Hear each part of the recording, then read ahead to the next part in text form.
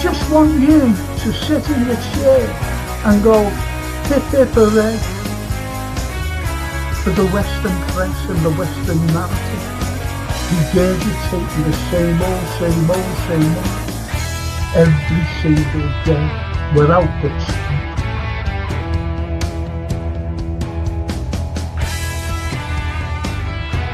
please watch the first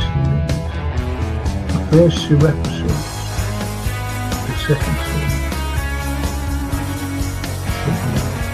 Look at that.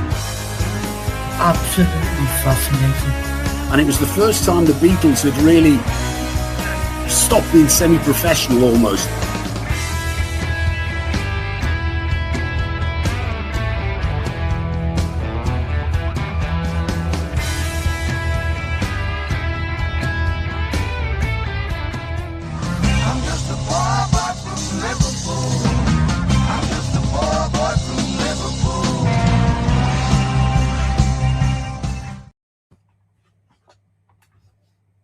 Good evening, everyone.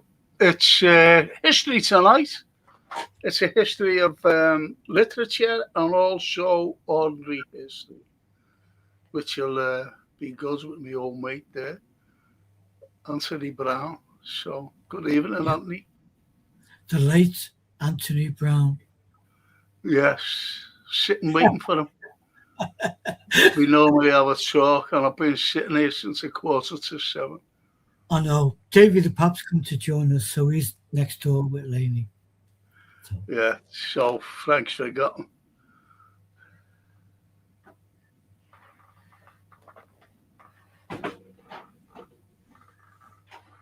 Anyway, as the alley says, good evening and have a great show, Sir Franco. Oh, thanks very much. That's our Romanian friend, by the way. Yeah. All the way from Romania, as they should say.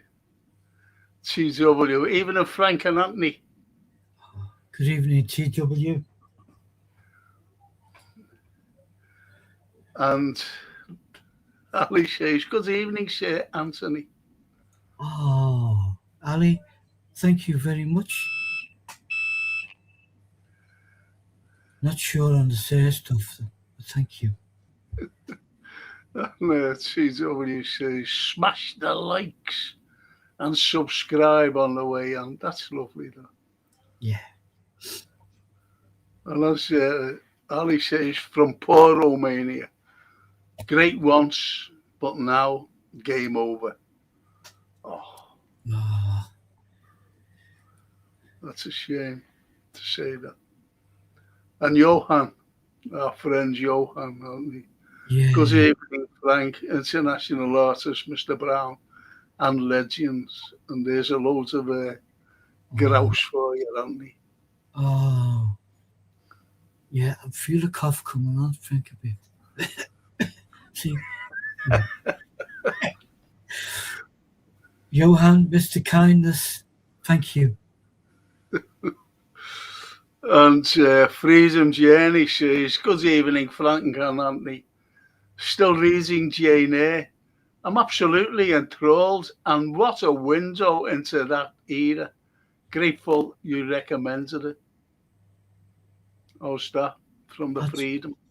That's brilliant, because the wonderful thing about it is that your mind becomes the vision.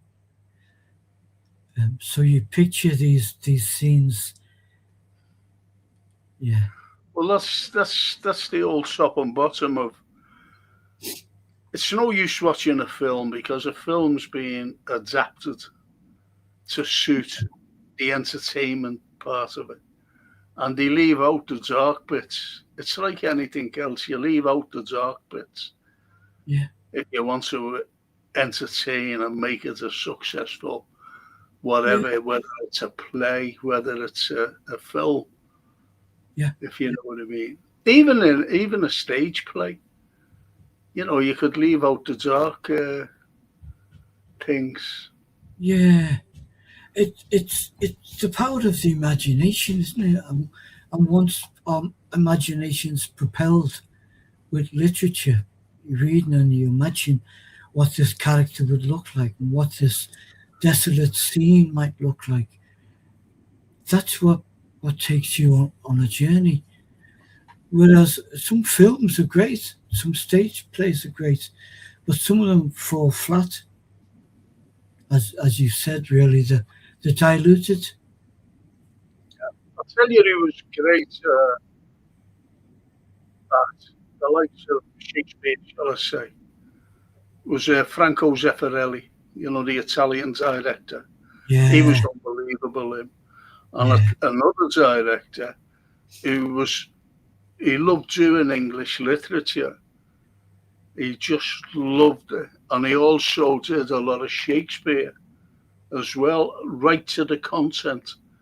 And if I was going to say, watch a film rather than read, not saying rather than read, but if I wanted to watch a film with all the content yeah. in the film, and that's the director.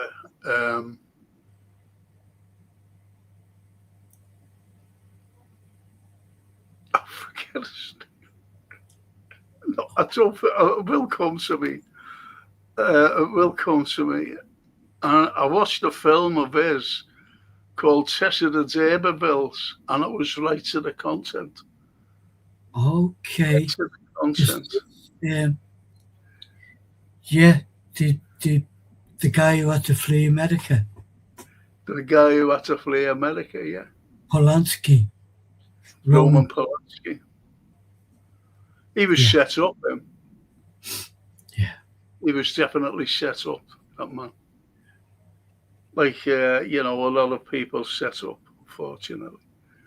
But Hollywood done it, haven't you? Hollywood, For generations, since way back to the Fatty Arbuckle days, where he was yeah, set up for the crime he didn't do, and yep, then yeah. to exert the power. That's a yeah. Obviously, that's the power of these people. And Lindsay Ellis says, evening, Frank and Anthony. Hope you are both well. Good evening, Linda. We all hope you are too. And Bella says, Buonasera, Franco, Antonio, and all you lovely family. Says to Bella. Beautiful. Good evening, Bella. And we love them names. We'll grow into those names. Grow into them. CW says CEO, and after yesterday's game, I could do with those drinks. So thank you. Oh, yeah, I know what you mean, TW. Yeah,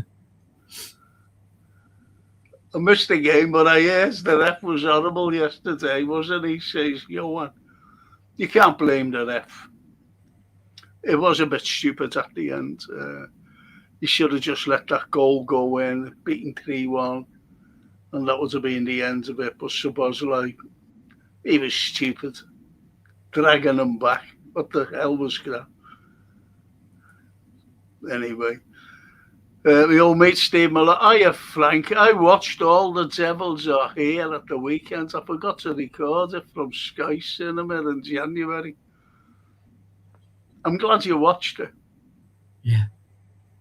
And there's Mr. Supercharge himself, Albie Donnelly. Hey, Frank, why are you not in the Beatles Museum Legends section? If they had put me in it, you should have definitely been in it. All I have done is not go to work and act the goat playing the sax and getting bladdered.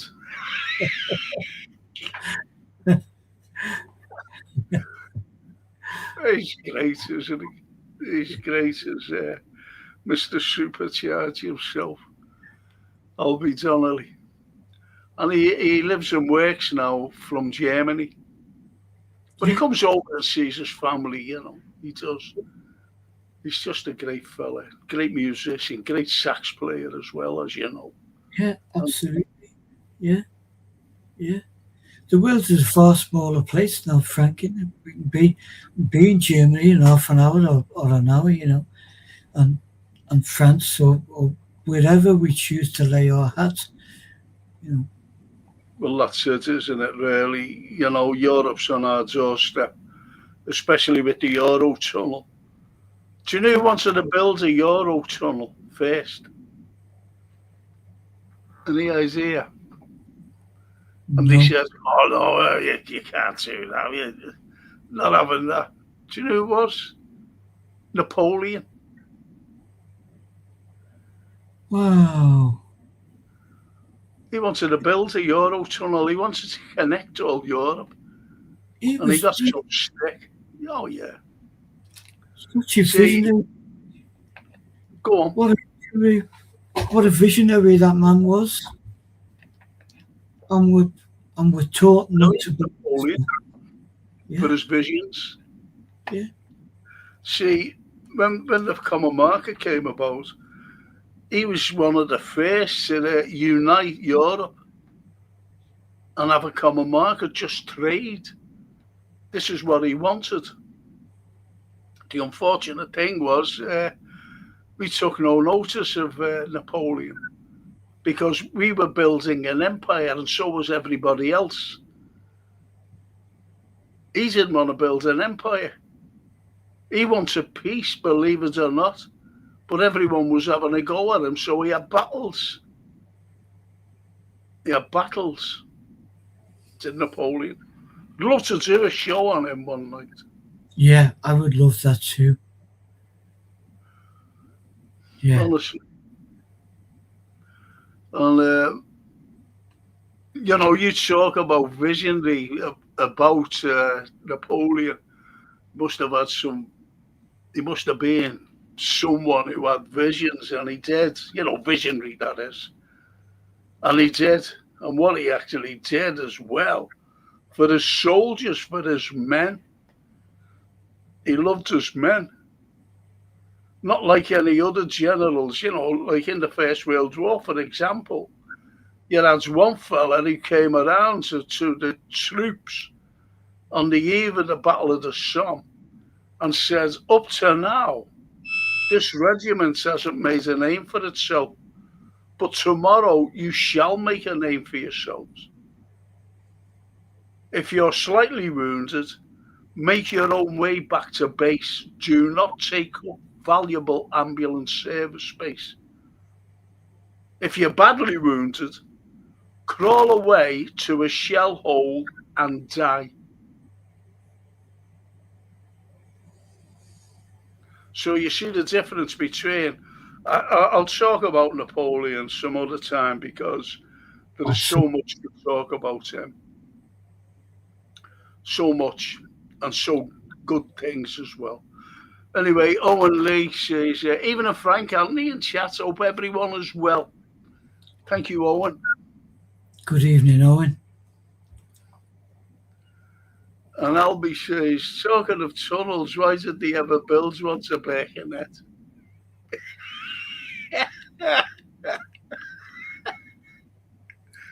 No answer to that, Albie. I think Andy will answer.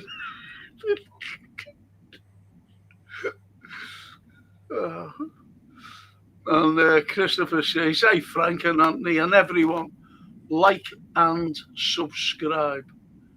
Thank you, Christopher. Thank you. Man. Good evening. I'm going to show you a picture, Anthony. Yeah.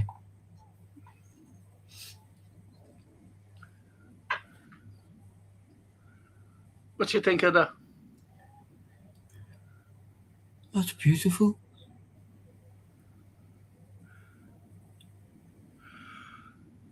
Two architects, one named Mathieu and Simon. I think his name was James Simon. But anyway, the pair of them, they designed that. And do you know where it is?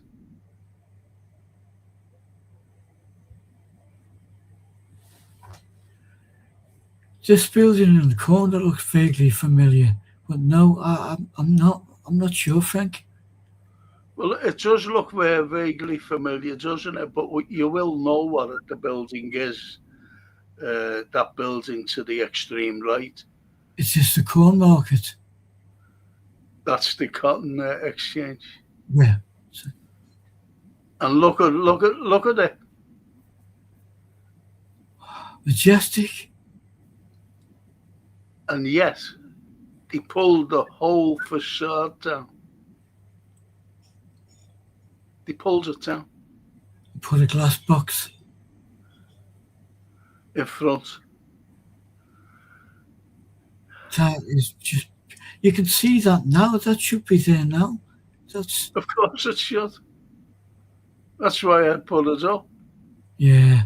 And this is the destruction of city planners, and the council allowed it. Yeah. If I was being a councillor and that came about, and someone came in and said, "Oh, here's what we're doing to make to make it more modern and more wider, Old Street," what do you think I would have done? Said no way. Not getting my. I would have hit them over the edge with the plans, Anthony. That's what I would have done. Yeah. It's shocking what they did. I used to have, when I was lecturing, I put that up, but I put a bigger picture up of the area. I put a bigger picture up of the area of the Cotton Exchange.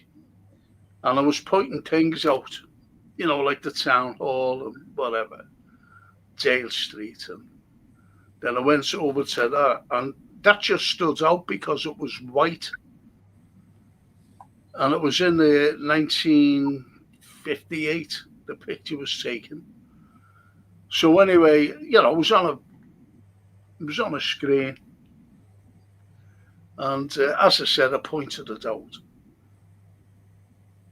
And I said, "What do you think this was?" And when I told them, no one guessed. And when I told them, they said, "But it's not like that. Was it bombed?" They thought it was bombed during the war.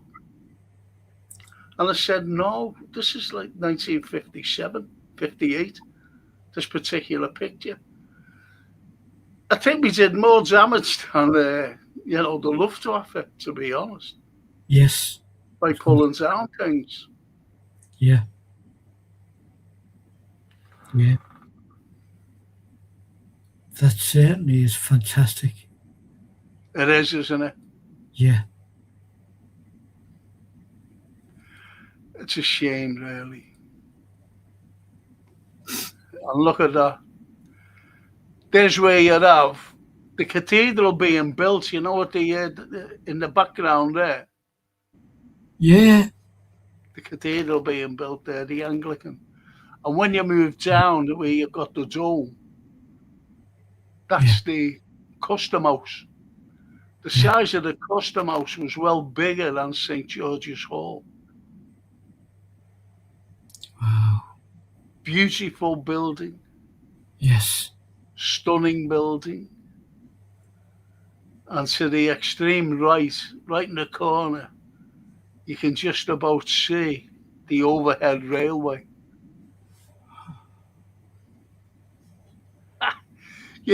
Look what's gone. Look what's gone. The overhead railway and the 5th custom house. Yeah. I'll show you something later on as well. In fact, I'll show you it now. Now look at the custom house, okay? Yeah. I'll go back to that actually.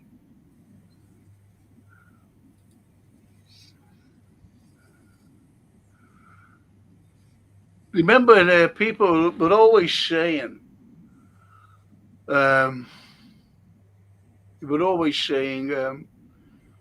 wouldn't you think, like today, it would be fantastic to have the overhead railway.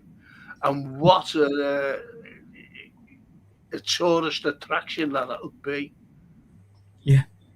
A Would be. great tourist attraction. Point is, Anthony, it was already a tourist attraction because that particular poster comes from the 20s and 30s. It's Art Deco. Yeah. So it was already a tourist attraction because it used to say, "Come and see the water's edge of Liverpool and the docks on the overhead railway." It's a posters like that. Gateway to Ireland, but certainly the gateway to the world, wasn't it? It was the gateway to the world. It certainly was, Anthony.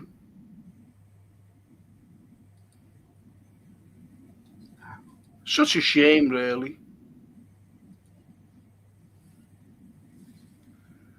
And look at there. This is Islington when Rushworth and Drapers, first started. Yeah. That was on the extreme right. Islington. Yeah. Because to the what you've got there is Wellington's monument. And just behind that is St. George's Hall. And that's part of Islington.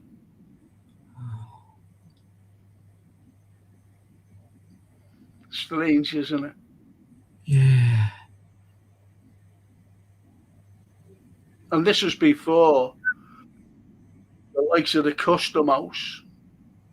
Not the Custom House, I don't know why I said that. The likes of the Sessions House, the Walker, the Library, and so on and so forth. Yeah. Down Shaw's Brow, which was Shaw's Brow then, not William Brown Street. That was before this particular print.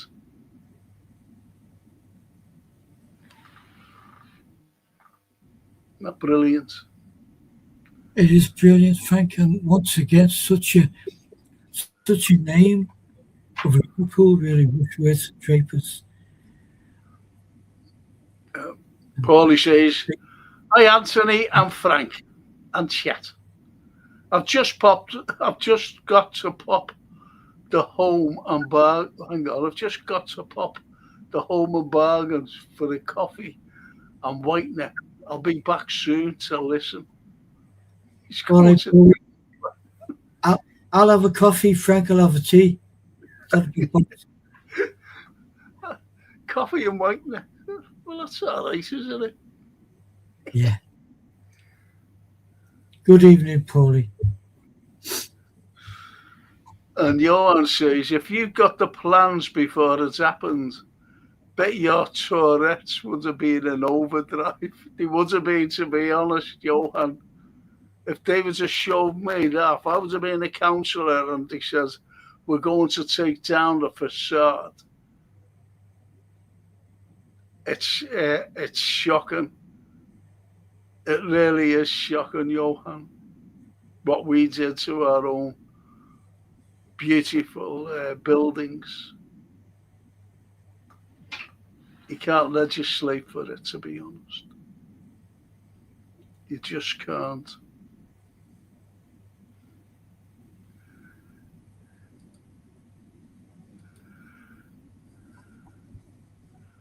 I think I showed this, St. James's Mount. Yeah.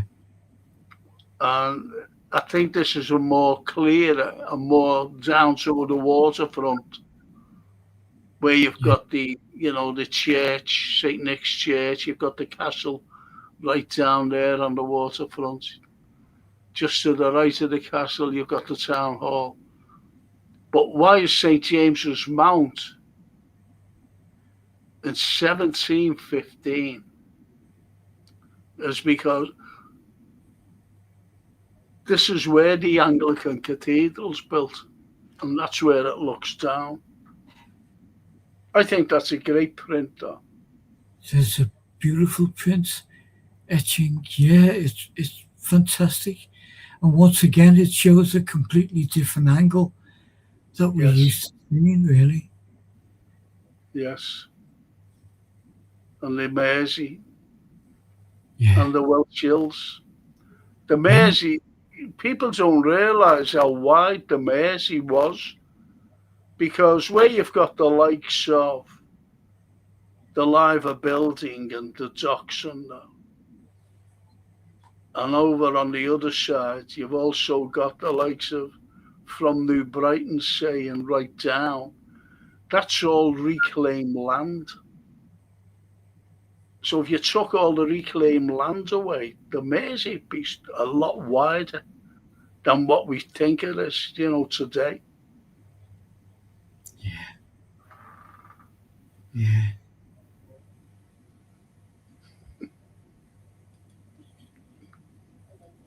Brilliant.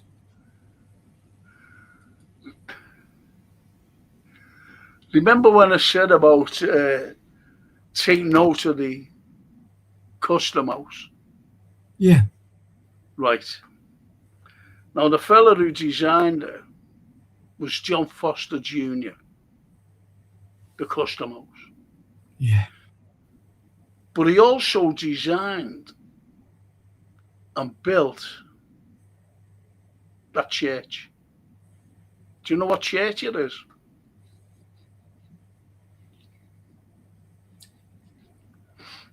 It's not St. George's. No, it's very much like it, really, St. George's. And St. George's was the very first cast iron uh, building in the world. John Rickman, he said to his mate, a fella named Cragg, he owned a Mersey iron foundry. And he said, listen, I don't want to put a wooden structure inside. Is there any way that you could give me an iron infrastructure inside the chair? He said, yeah, to solidify it so that it'll be solid. And he said, yeah, sure will. And that's what he did. So, but that was, yeah, let me show you. I'll take that off a minute.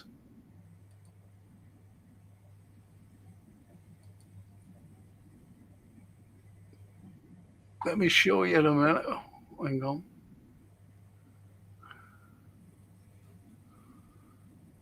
God blimey.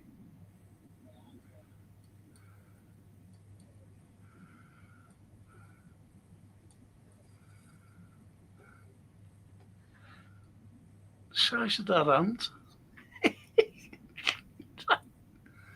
The size of it.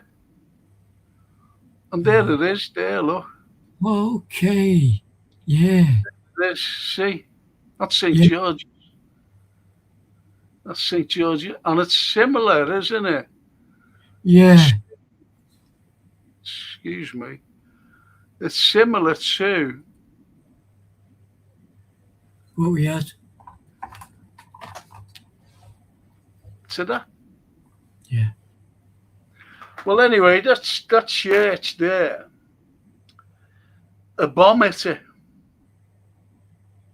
during the May Blitz of Air 41. A bomb. Yeah? Yeah. And it still stands on today as a memorial to the Second World War. More or less an artifact. Yeah. And it's St. Luke's Church. Luke's. Yeah.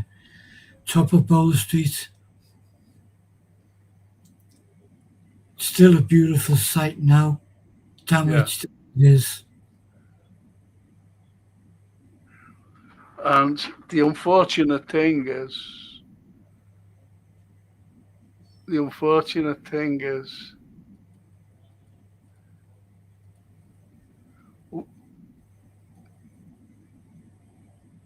Right, so you had the church and a bomb it that still standing today. It's because it's so solid.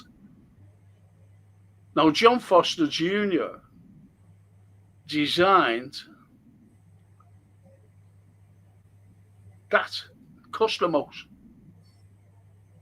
and an incendiary went into the top of it, and it gutted 3/4 of the inside. But everything was all right. Everything, just the dome, the glass dome was gone. That was all. And people tried to save it. So imagine an incendiary to a bomb, and yet they pulled the wonderful custom house down. Wow. That would have been still going today, though, Yeah. if they would have left us alone. Yeah. And those pesky Americans wanted it. Yeah, but the greedy ones over this side, we drew up the piece of paper to say, yeah, you can have it for X amount of pounds that no one ever got. Exactly. You said before, Frank, there's more damage done with city planners than was through any warfare. I know. Just look at that. I love that building. And we pulled that down as well. We pulled it down, but I blame those pesky Americans, because the pesky Americans loved that building. And they said, we'll have that, take it brick by brick, and we'll buy it off you. So the greed again. Then the Yanks said, oh, it takes too long, we don't want it now. As the Yanks do.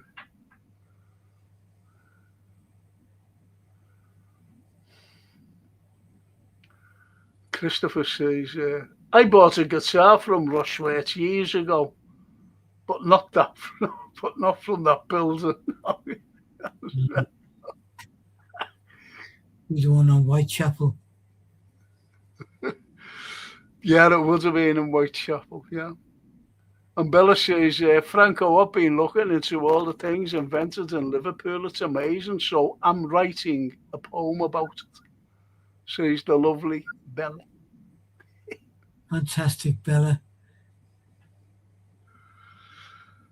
And Barry Aldridge, evening Frank and Anthony. Evening Barry. Evening, Barry. Hope you're well.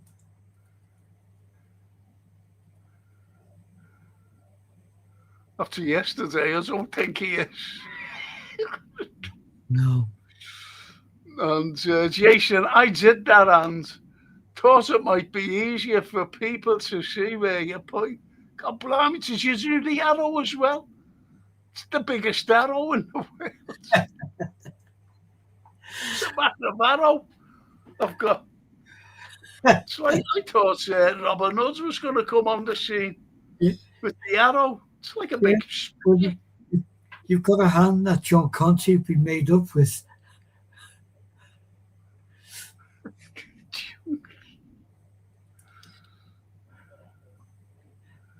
And the white cross on the red background. Love you, Frank, says Archie. Thanks, Archie. Don't know what you're talking about, like the white cross on the red background.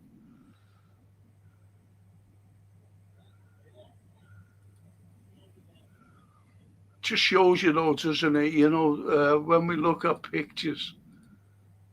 Yeah. Yeah. It's a futurist. Yeah.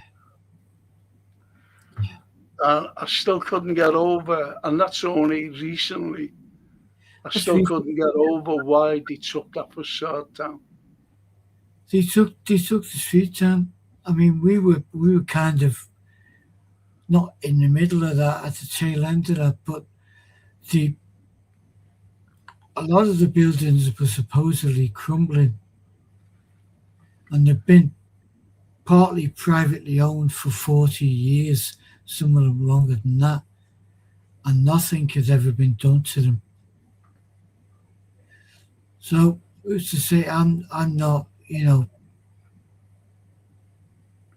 know. It's such a shame, Anthony. Yes, It's such absolutely. a shame because I don't know whether people realise that the Futurist was the very first public cinema in the city centre to be built. No, So that's history. they wouldn't have. It, in part, we are our own worst enemy because we go past things, things go out of fashion. People don't go to the cinema because they buy videos and then they bought DVDs, and we don't go to the pub because there's an off license lives next door to the house. So there's all of these things. So bit by bit, we we do a lot of damage to our own communities. Of course we do. You can't go to a local shop now because people choose to get the bus or the taxi to Asda or wherever, you know,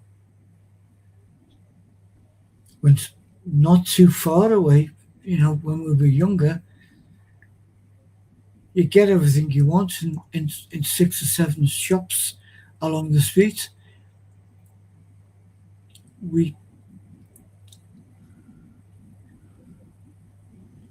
but that, Look, the likes of the Futurist, yeah, besides the historical significance of it, again, I said to, I forget who I said it to, and one of them was a chief constable.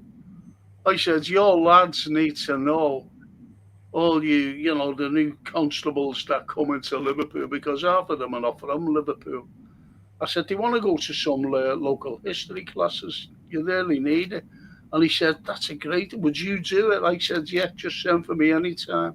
Never did, like. And I said to Mike Story once, I said, why don't you get your counsellors to go to local history classes? I said, because they're useless. They haven't a clue. They might be all right as their politics or whatever, but they haven't a clue about buildings or anything, to be honest. And he said, oh yes, good idea. Nothing comes of it. They take no notice. And no, half of the buildings, in my opinion, would be saved. yeah, It'd be saved. yeah, Simple as that. yeah. And Saved up. that, as I said, I still think it would have come down even if they would have known that it was the first purpose-built cinema in the city centre. See what I mean? Yeah, And up in Walton, I always forget the name of this bloody road. And it became what do you call it? An auction, an auction building. yeah. Bedford Road, I think it's Bedford Road. And that was the very first purpose-built cinema in the whole of the country. The whole of the country, the very first purpose-built public cinema. And it became an auction. I think it's pulled down now. Yeah. Pathetic. I'm getting on my own nerves now. Do you ever remember this lady?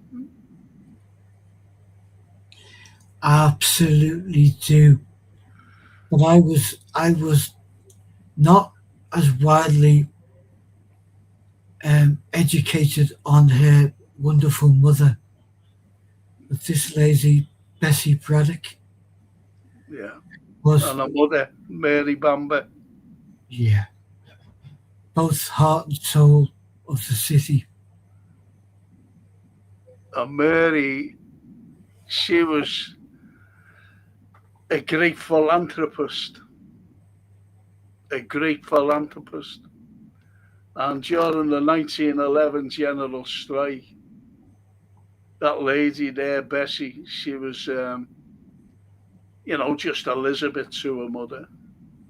And she helped her.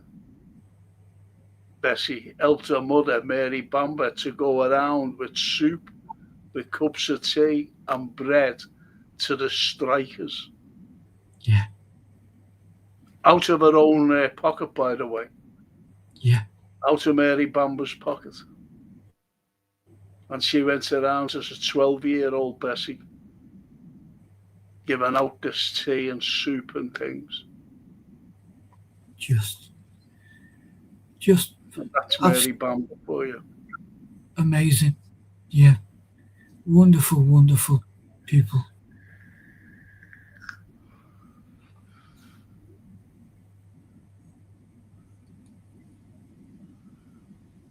There's Chapel Street. Wow. Chapel Street. And there's St. Nick's. Now, you've got to look at St. Nick's there. The church itself, which is unique in it, I must say. Yeah. Because in 1812,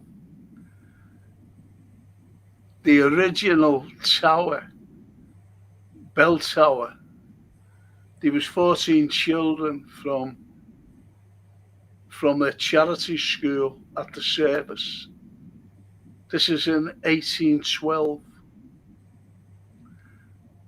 And while they were in there, they had to be by the bell tower. And the bell ringer, he was ringing the bell. The unfortunate thing was that with the heaviness of the bell and the vibrations of the bell, it destroyed the tower, the top of the tower, and it caved in, killing the bell ringer and also the 14 children from the charity school. Young kids, little girls they were. Killed them. So by 1815, they brought in a fellow by the name of James Harrison from Chester. And he rebuilt the tower. And that's what you see today, the top of it. That's what you see today, that's what you're seeing now. 1815 it was completed. I'm thankful we still got that, and I get a lot of peace from just sitting in the churchyard, which is only tiny, isn't it? And we're right on the busy traffic, not too far from the river, but it is the most serenic, peaceful part of the waterfront, I find. And yet it was bombed, during the war, but the tower was left. It was bombed during and the whole of the tower was left. So they had to rebuild, the church itself from the tower, Yeah. if you know what I mean. Would that be because they used it as kind of a landmark? Well, it was, Right. two things. It was a landmark for the sailors because it was the sailors' church, the mariners' church. Yeah. But also, Anthony, it became the very first public church in Liverpool. It was the very first public church in Liverpool after the castle. Because the full title of that church was St. Mary del Keys. But Keys with a Q, Keys of the river, the water. because the first when we built the castle, they had a church built inside the castle for dignitaries, obviously. So when the people, asked if they could go to the service, they said, "No, piss off, go." And the sheriff said, "Go and build your own church." So they went along there. He said, "Don't build it on the castle grounds, by the way," he said. The sheriff said. So they went along there, and that's where he built it. And that became the very first public church in Liverpool, so that the ordinary public could go to the services.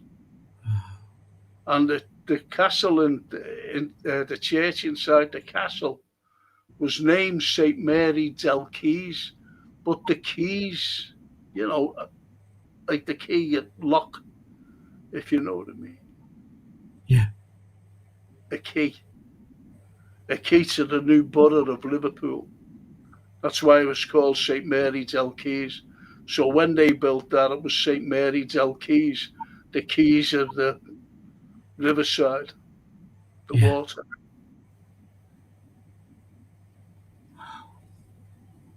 Isn't that brilliant?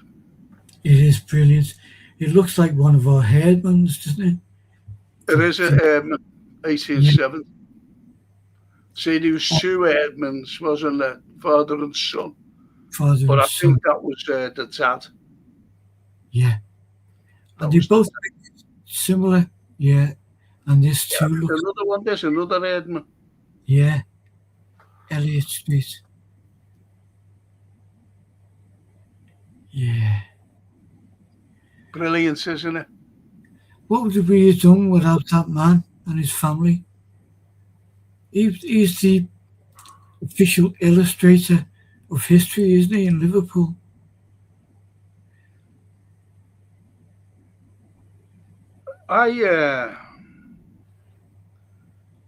Look, I've always said, Anthony, as you know, without the Herdmans, we would have had nothing to show what there was in Liverpool throughout the 1800s. Yeah. Nothing. The likes of that. Yeah. The likes of that, if you know what I mean. Yeah. The likes of that. Just. He would have had nothing. No. Including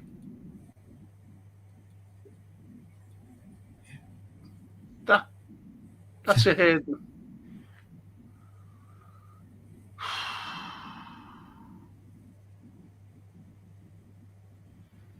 Isn't that wonderful? Yes. Yes. Yeah.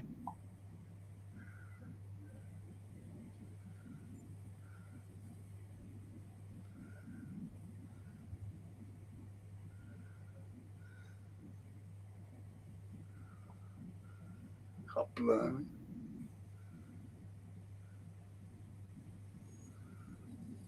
Right. Steve Mulholland. He says they pulled down the futurist. No, they pulled down the futurist, then destroyed the Beehive pub in Paradise Street, and called it the Futurist. Stupid, isn't it? Yeah. You know, the Beehive in Paradise Street was an ordinary, lovely, much loved. Yeah. Yeah, traditional pub. Yeah.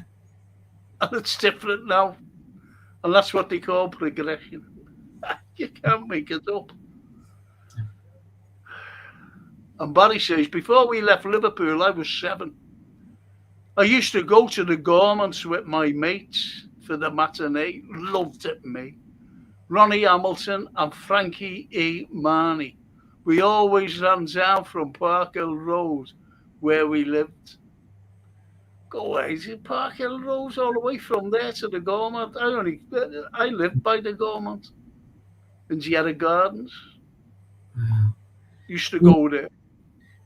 Wonderful memories, Barry. Brilliant. Do you know what it became afterwards? The Gaumont, when it shut down, as a cinema, do you know what it became? No? I'm not going to believe this. It became a snooker hall. And Jimmy was always in there practicing. John Budgie. Whoa. John Parrott. Yeah. He was always in the Lord's Ward, wasn't him? Parrott. Yeah. He was good, We went in to see him once, practicing. God blimey. Some of the shots he did, fantastic. That's good, that, Barry. Got on the town there, you and your little mates. We used to go to Gaiety on Scotty Road. And we used to always come out, smacking our bums because we thought we were on horses. See that? A race you home.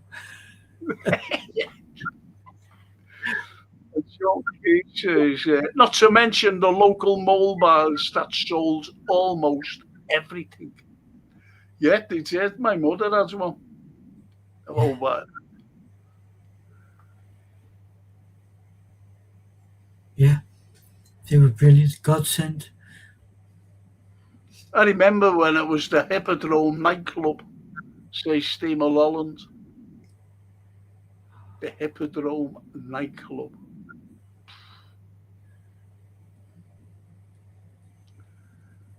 And Joan says, Bess Braddock, my mother idolised her. She was one of us, to be honest, Joan. She was one of us.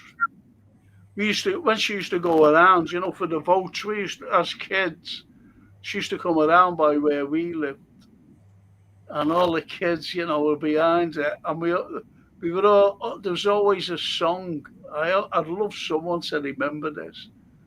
And we used to sing, vote, vote, vote for Bessie Braddock. She is a woman and a man. Little kids behind Bessie. She used to be walking, ahead of us. Yeah. Incredible. That was us, we were kids. She's a woman and a man. And Lindsay Ellis says, we need a Bessie now. Lived zigzag road.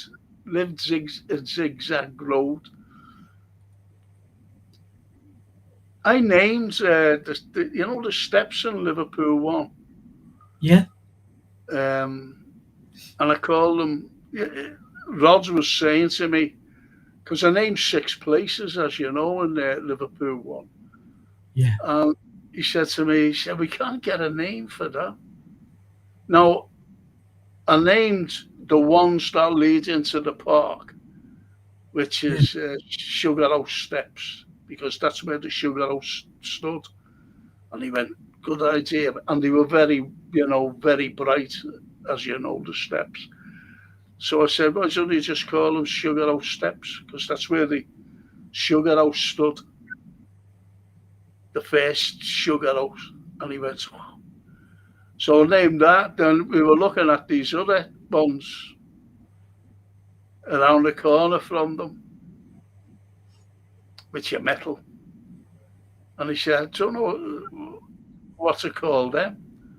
I said, well, if you look at the way it's designed, I said, it looks like a zigzag. So why don't you just call them the zigzag steps? And he said, yes. How about that? That's brilliant. That's brilliant. Brilliant.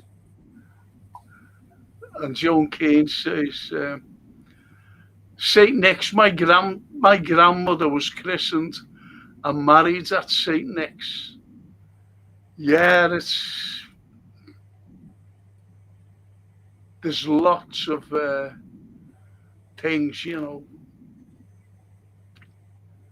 concerning St. Nick's. If you're ever going St. Nick's, Joan, if you ever go in there, well, obviously you might do, if you're down that way, or anyone else for that matter, and you go in, you see a font, and it's a very old font as you go in, and you know, and that font, believe it or not, is from the castle. When the castle was being knocked down, they moved that font. They said, "Don't destroy that." So they moved the font from the castle, the church in the castle, into St. Nick's. Fantastic. That's And when you fantastic. go inside the church itself, and you look on the extreme left, you see a cross, and it's a black cross. And why it's black, it's the embers from the bombing from the Luftwaffe when it burnt out. So that cross is the embers of the church when it was bombed during the May Blitz. Lovely Lauren Bianchi. Good evening, Frank and Anthony. Good evening, Lauren. Thank you. And chat. She always says hello to us, doesn't she? Lovely Lauren. Even when I'm on my own. Good. She always says, "Hello, Frank. You'll have to come over and see me sometime, Lauren." And I always says, one of my favourite buildings in the city centre is in Cook Street.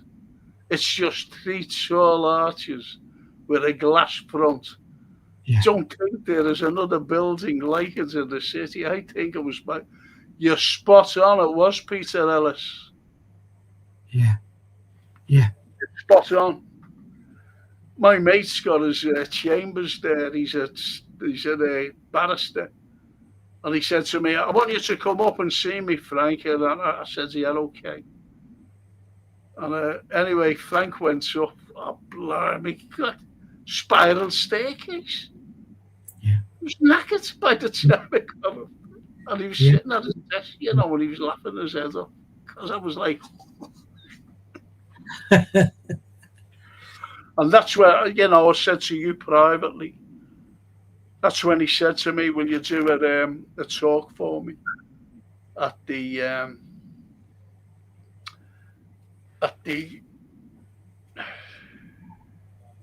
exchange station?" Yeah. Yeah. Told you about that. I'm not saying it now. And I said, "Yeah, sure, that's great." And we all know what happened then. Yeah. Not his fault.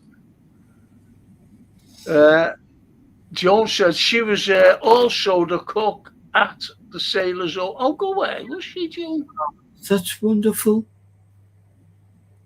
Wow. Brilliant, huh? Oh, yeah, it What is. a little family history. That's a real wonderful part of history, yeah. Yeah, it's the poem.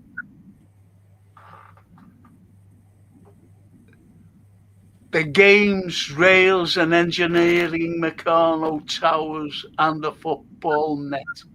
The crossroads clue you won't forget. The overhead rail and the lifeboat crew.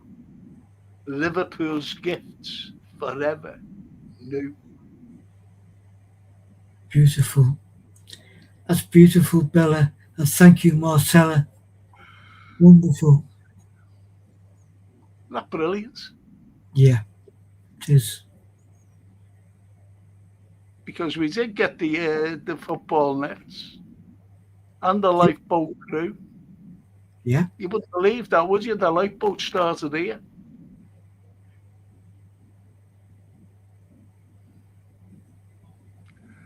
and Meccano Meccano, yeah, yeah.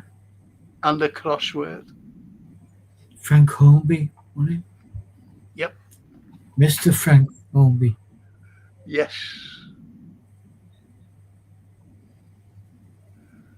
Thank you, Bella. That's beautiful. And she always carried on. Public baths and district nurse, tropical medicine to break the curse, antiseptics, x-rays, and the pill, the ambulance for every ill.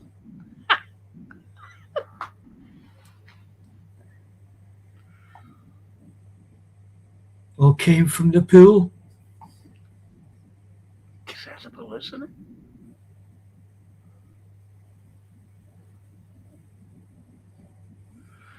See what I mean about Liverpool?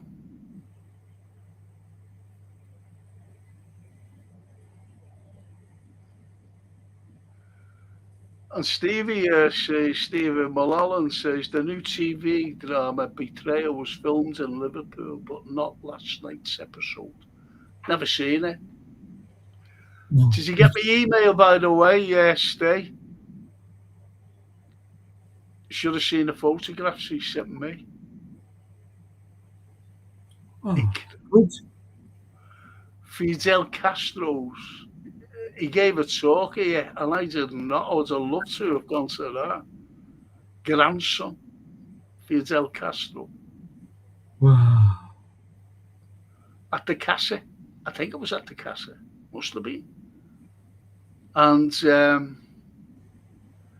another picture of Chavez and Maduro. You know, like the presidents of Yeah. Venezuela. You couldn't make it up.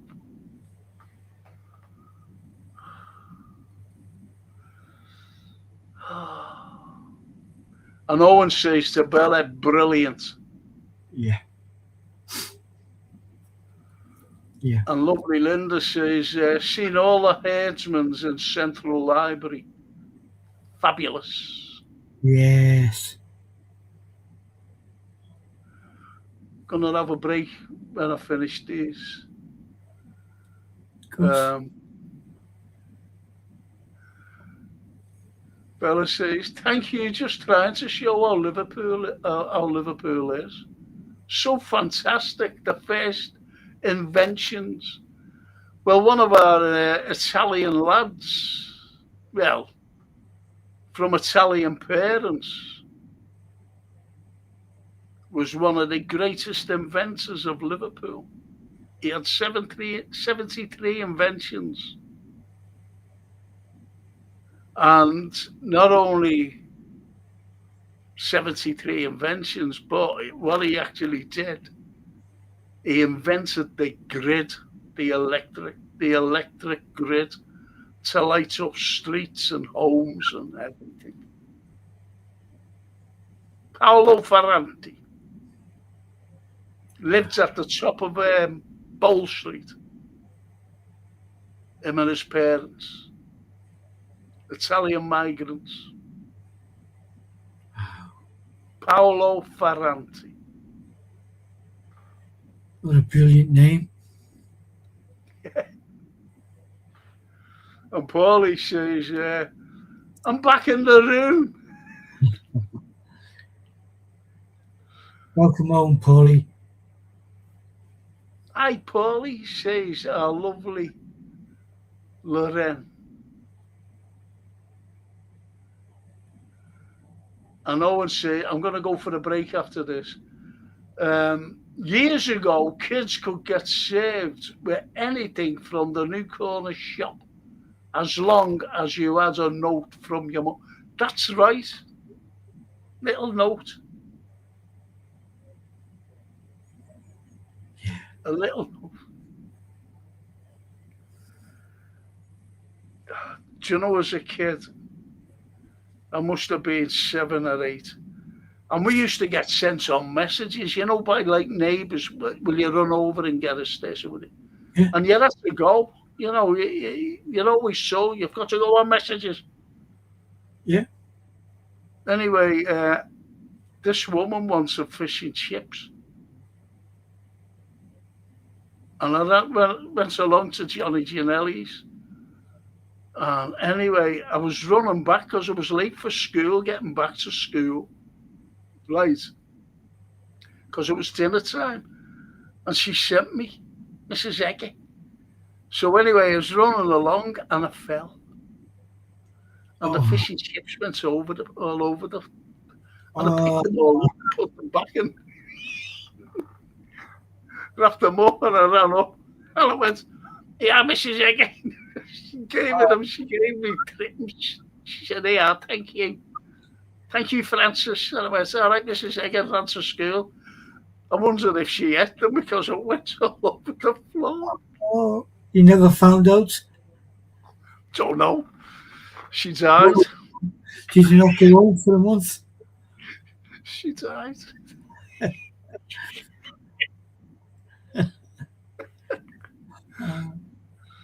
And Paulie says, hi, Lauren. My great-grandparents married in St. Nick's, says Linda. Wow. That story of the font from the castle is amazing. True that. You want to go right in and see it there, Paulie?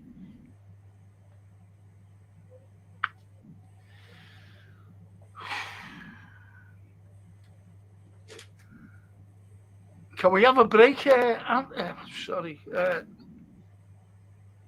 Jason, can we have a break, please?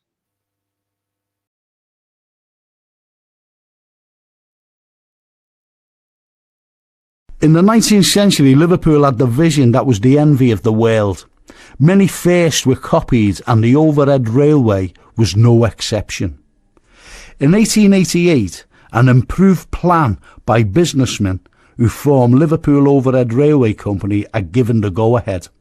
Sir Douglas Fox and James Greathead were commissioned to design an elevated railway.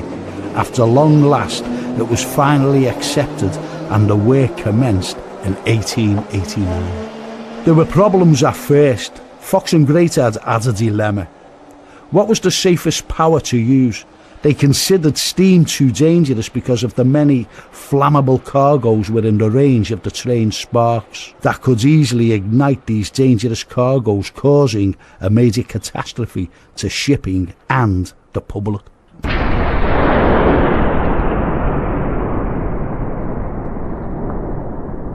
The only other option to pursue in 1891 was the new electric traction. Electricity was carefully chosen because of the enormous advantages: economy, speed, cleanliness and quiet running.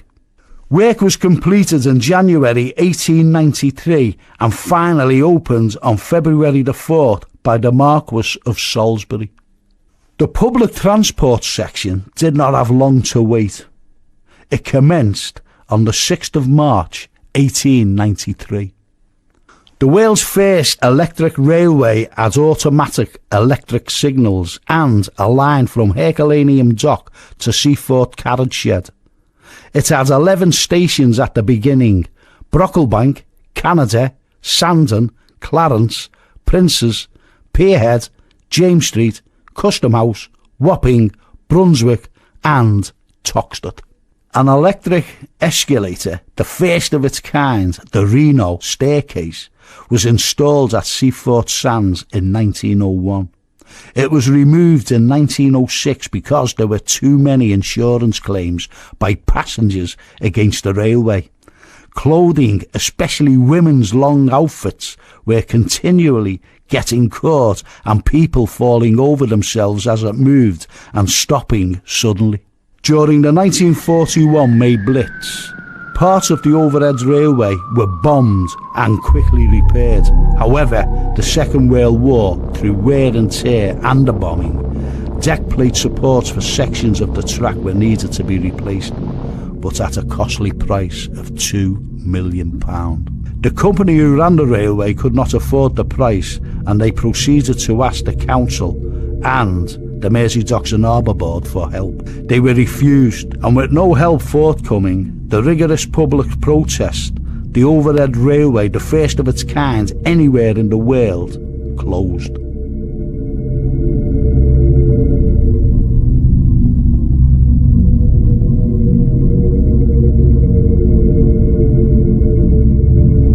The last train ran on December the 30th, 1956. There were many, many protests and attempts to save the overhead railway. Unfortunately, the protests fell on deaf ears. The only decision made by the people in power was to demolish it, and demolish it they did, leaving an enormous void in Liverpool's great heritage. There are few remnants left of the old overhead railway, and this one at Brunswick Dock.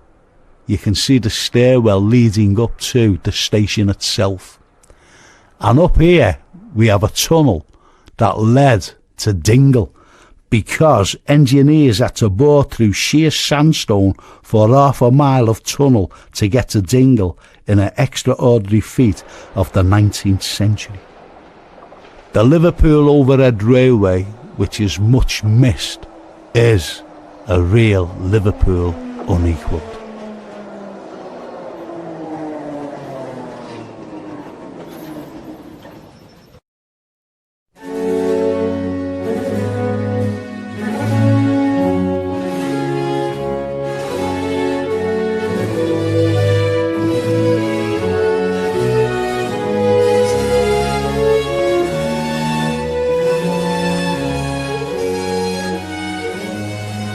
Here, during the new construction down at the Albert Dock, what you can actually see behind me is a building, the new Park 1 West building, that's shaped like the bow of a ship, and it just coincides with the Albert Dock, which was the very first enclosed dock in the entire world, built in 1846 by Jesse Hartley.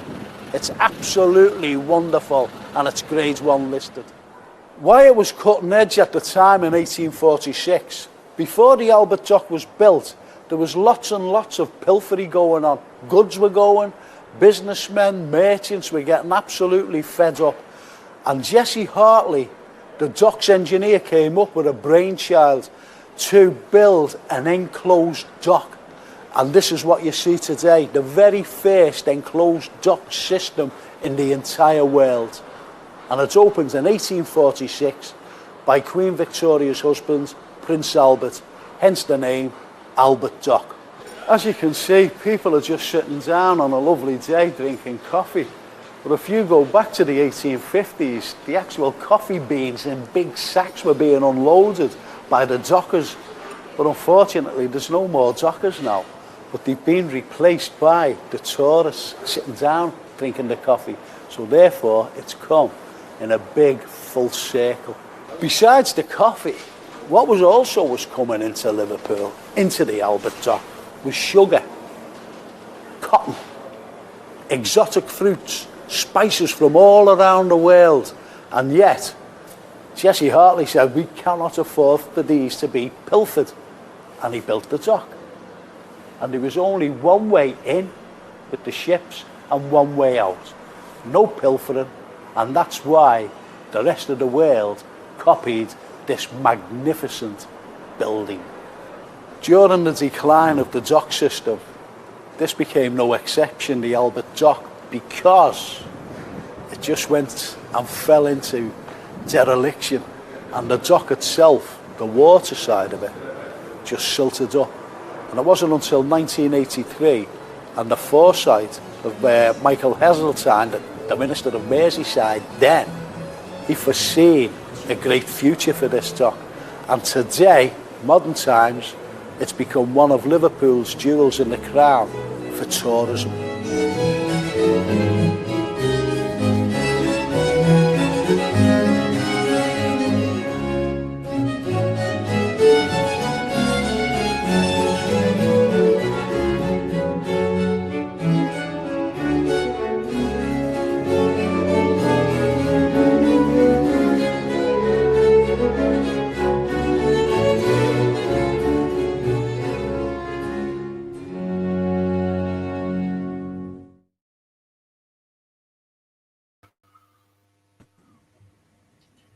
Amazing. Absolutely amazing. Looks a lot younger then, doesn't We all did when we were younger. it? God blimey. But you know, it's things that should be mentioned, especially the talks, especially the overhead railway Yeah.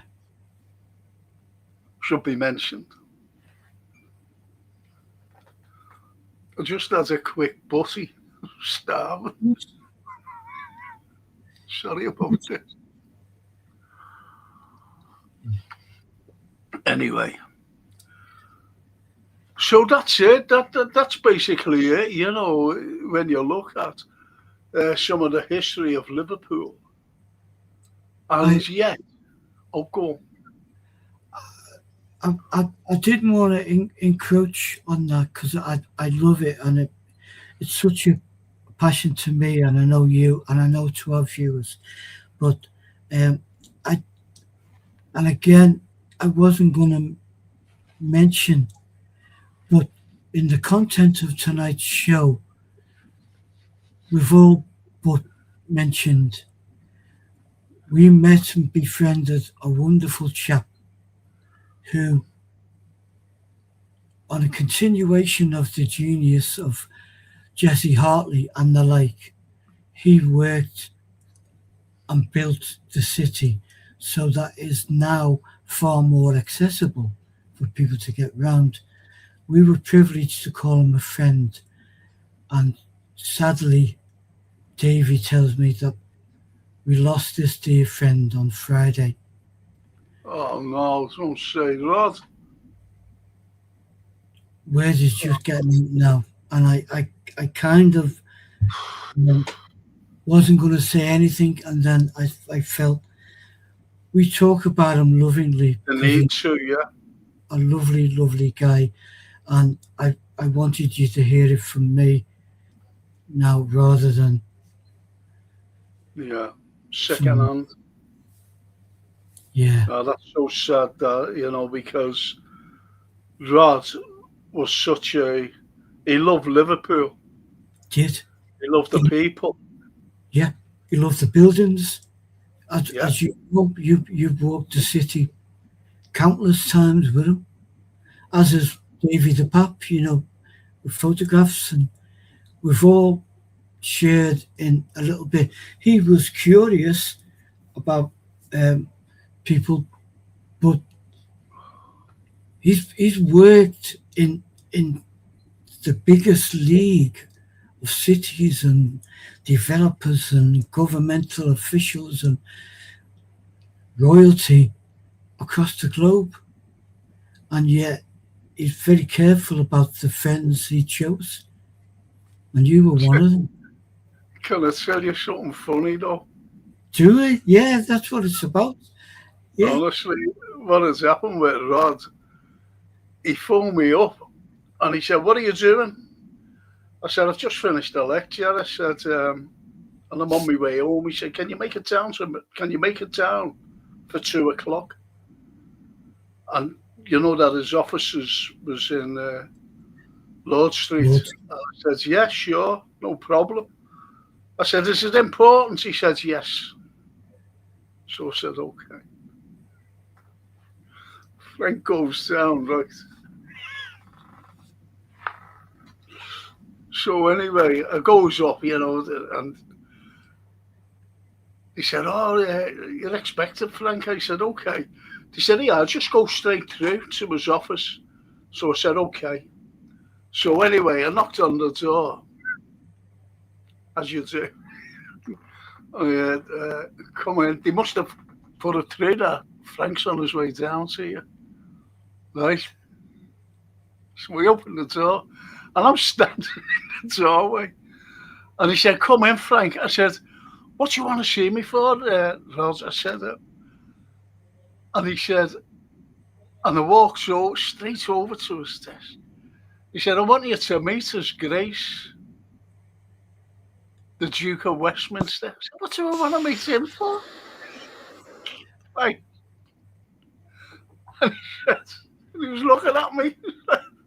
He said, I really want you to meet him. He said, you're the historical consultant where we're building, and you tell us what it's there.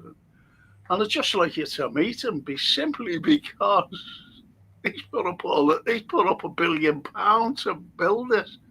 And I went like, no, I said, I'll meet him again sometime when he comes to open it or something. And when it turns around, there he is sitting there. Didn't see him.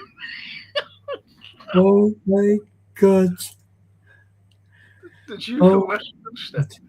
And he was a smashing fella, I believe he's laughing his head off. Yeah, I was supposed to paint him. We were, through Rod, invited to sit at table with him at Eaton Hall. But it kind of fell on. I was also asked to design the invite for the opening of Radio Merseyside. So I did that, and then it's like, how many days are there in the year? And these did both events on the same day. So we figured we'll go to Radio Merseyside, pick the kids up from school. Beautiful sister-in-law comes across, looks after kids. We go Radio Merseyside. We're there for a while, a couple of glasses of the vino, and then we came out, and we've got to now get to Chester, Eaton Hall, to sit at the table. I'm starving, Lane's starving. So I went to the lobster pot, got a large portion of chips, and we sat on the steps in Lord Street and thought, looks like it might rain. You just have these chips and go home. We did. We had the chips and went home. So that's as close as I got to meeting him. But the portrait was like, I was supposed to be doing it, but it didn't happen. Sadly, it didn't happen. So He's a lovely fella. He was a lovely fella. Yeah. He was laughing his head off at me. He said, and I said the same. Why do we want to meet him for?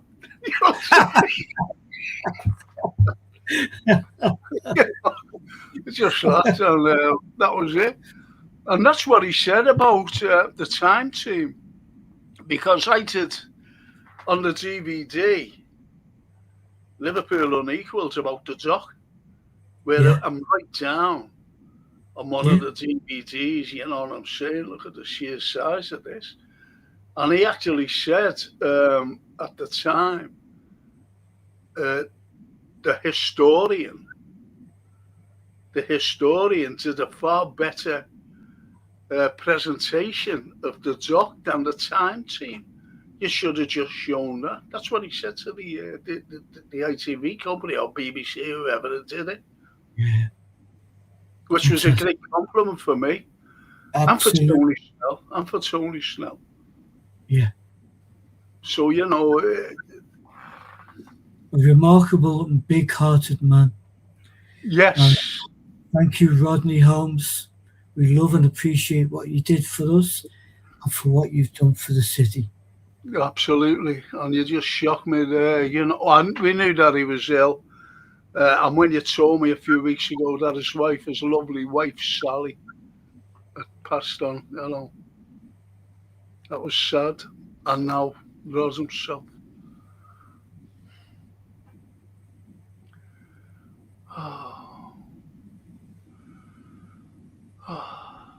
We talk a lot about the people who built the city, you know, and some people we get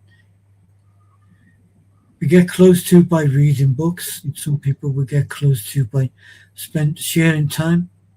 Yes. He was one. Paulie says, Bella, did you like that poem? And she did, yeah. And Steve says, that's brilliant, Bella. You know, the poem. Yes, I did get your email, Frank. Thank you. Says, my old mate, Stephen. Good. And Barry says, my dad took me to the railway club on all the roads a couple of times. Couldn't see much with the smoke. Yeah. Yeah. And Mick Gonzo. Evening, gents. Do you have any little known facts about Rodney Street? Yes. Loads. Loads, Mick. Because it was named after a captain who actually, a Liverpool sea captain, that defeated the French. They were in the Channel, and he defeated them. And when he gets back to Liverpool, they named Rodney. He took up. He got a lordship, and he names himself Rodney, Lord Rodney. So therefore, Rodney Street was named after this wonderful sea captain who defeated the French. And Rodney Street is some of the most intriguing people that lived there. Not one of them was a great artist like Anthony there. And their name was Sarah Biffin. And Sarah Biffin had no arms or legs. And she painted the most fantastic miniature paintings. Yeah. And the Queen, I always remember the Queen. I was watching something, and she was standing in front of all these miniatures, lots of miniatures. And they were Sarah Biffin's miniatures. And she lived in Rodney Street.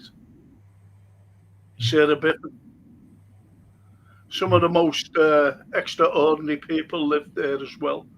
Chambray Hardman, for example. He was a great artist with photography. Yeah. And I've got a couple of his postcards. And fantastic. One is the overhead railway, but it's underneath the overhead railway. And what you've got is a few lads talking. And the photograph's absolutely brilliant. I'll show you them sometime, to the people there, Anthony. Yeah. If I would have known that at half time, I would have brought them in and showed them. Yeah. And there's one famous one that he took. And you see a little schoolboy going to school, and it's on an incline down a road.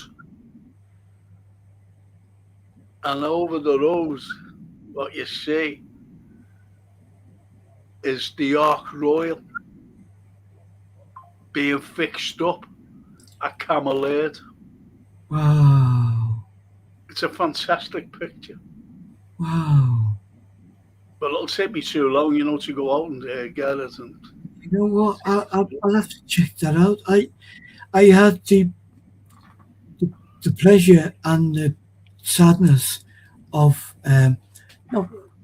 no invite thing, but I went to the docks when the Ark Royal called in to Liverpool.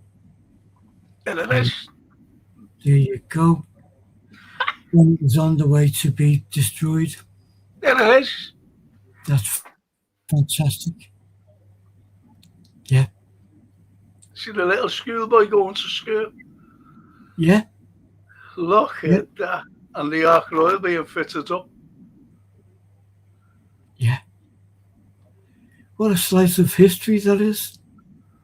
It's a fantastic piece of history. And that's the Chambray Hardman. Yeah. You're an artist in your own right.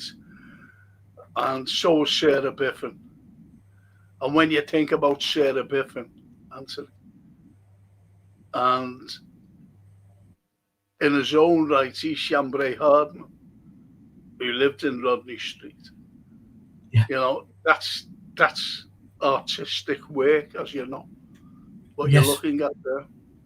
He was an innovator with photography. Yeah.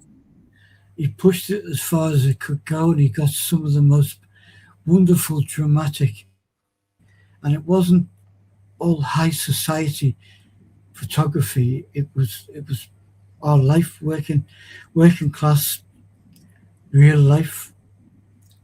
Yes. No, that is tremendous. That photograph there, isn't it? Love it. Love it. Yeah. You know, like when we were talking about, you know, the likes of literature, what I meant Yeah. to say as well, like Wuthering Heights, for example. Yeah. Wuthering Heights. Well, Heathcliff was a little boy, and Cathy's dad was on business in Liverpool, and he seen this little street urchin, and he felt sorry for him, and he brought him back, and that was Heathcliff. So Heathcliff in Wuthering Heights was a little scouser. Brilliant. Love it. It's amazing, isn't it? Yes. Just amazing. And that picture is fabulous.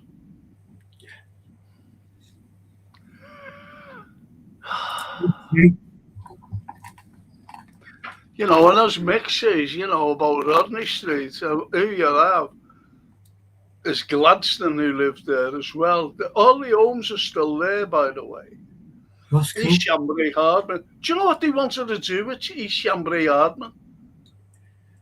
You know, his home. They were going to sell his stuff off, weren't they? And yeah, to Bradford. Yeah. And I don't know who it was, you know, thank God, stepped in and said, you can't do that. And that's why his home is now a museum. And it's well worth the visit. You've got to pay, like, but it's well worth the visit and the payment.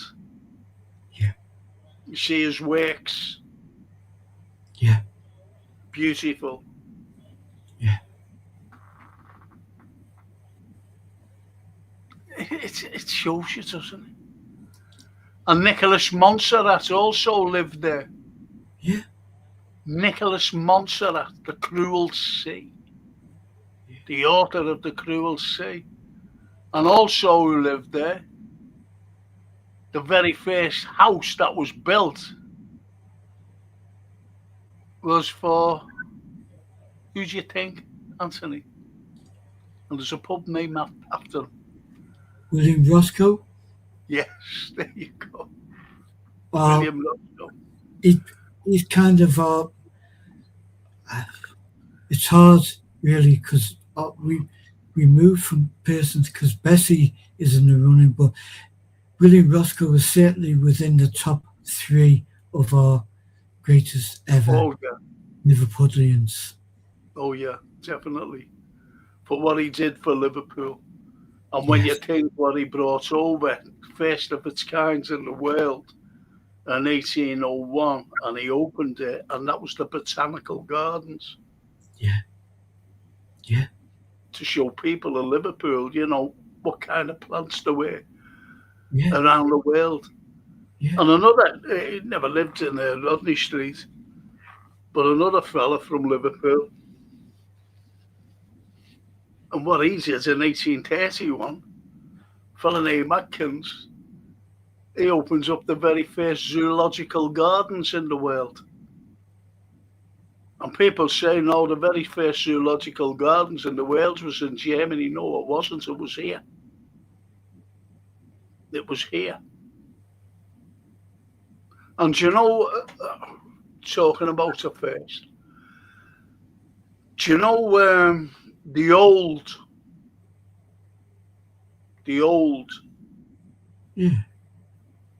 Marks and Spencer's that was in Church Street?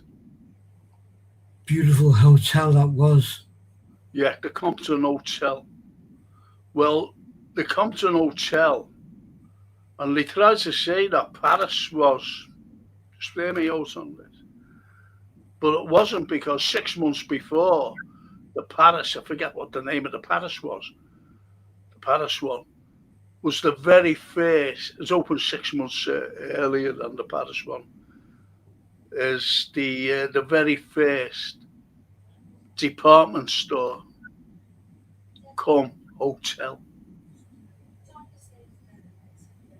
And when you look at that particular building in Church Street, I don't know what it is now, unfortunately, because I haven't been down there for a couple of years. Is you see on one, the lions on one corner, the lions, and on the other corner you see the Americans, the eagle and the American flag, which is brilliant. In stone, I'm talking about. In stone. And why they put the American there is because lots of Americans loved visiting Liverpool. Staying there. Yeah. I'll show you something on the thing. I'll show you this, only on the people. I think I'll just go down.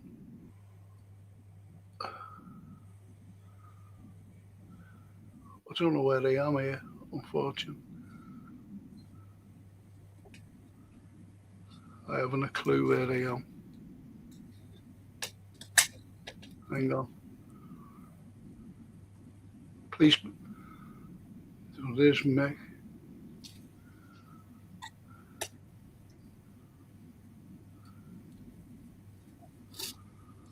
I don't know what they're talking about here. Barry says he played the drums and piano now and then. I don't know what they're talking about, unfortunately. Do you know? Well, it wasn't William Roscoe. Definitely wasn't. And it wasn't Rod's, was it? No. Bella says, I write in Italian, but it gets translated into English, Paulie, by a lovely daughter. Yeah. Marcella.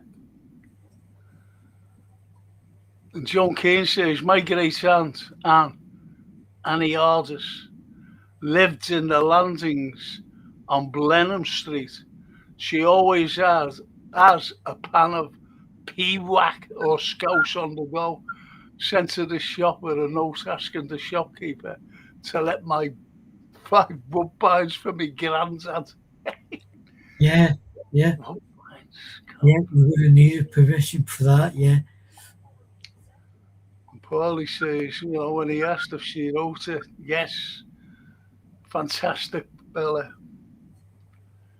That's lovely, that. Yeah. And Barry says, brilliant but sad story of the overhead railway. Yeah. Everything is.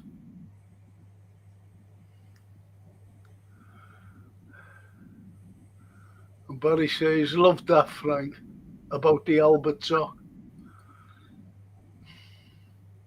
It's great what we did. Franco, I want to be on your show for a while. I won't be on your show for a while. I'm going to, oh no, complicated operation. I'll be unwell for a while after. Oh, Bella. That's sad. Bella. Every good and positive wish for the up. Take your time, get 100%. We'll be thinking of you.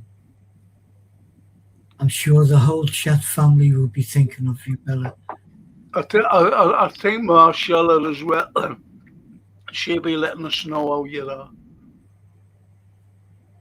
Your daughter, she'll be letting us know.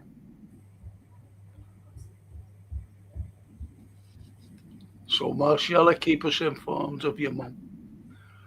And Barry says, so many firsts for Liverpool. Lots. And Mick says, what was on the butty? Shall I tell you, Mick?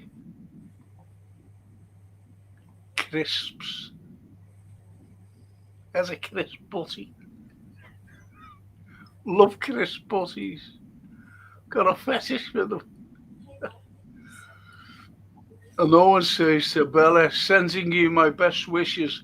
Hope all goes well. You will be missed, so get well soon. Isn't that lovely? That is lovely and straight from the heart. Love it. And even Barry, likewise, take care, Bella.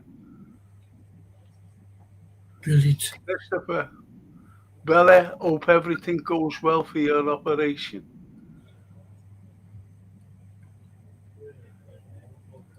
And Stephen Trelfell, hi Frank, check email, mate. The normal one is the name of the poem about Jurgen Klopp when he was leaving. Thanks, Frank. Steve. I will do, Steve. I was quite busy today. I was in pain, to be honest. A lot of pain, which I'm going now. So I will check that, Stephen. And Johnny. Hi, guys. Hi, Johnny. Hey, Johnny. And Johan to Bella. Prayers and thoughts with you, Bella. Hope the operation is successful and you recover soon. We're all with you in spirit. Isn't that brilliant? That's brilliant. And bang on right, Mr. Kindness, Johan. Yeah. And our lovely Bella says, I'm so incredibly grateful to everyone for the amazing support and shares. It truly means the world to me. Because you love Bella. Everyone. Everyone loves you. Yeah.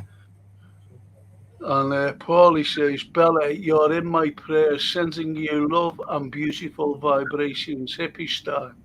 Hope everything goes well. You're such a lovely person. Yeah. Isn't that lovely? That is lovely. Yeah. But hippie Yeah. style must have been an old hippie, mustn't he? Going back. Especially running over to B&M or wherever he went for his coffee.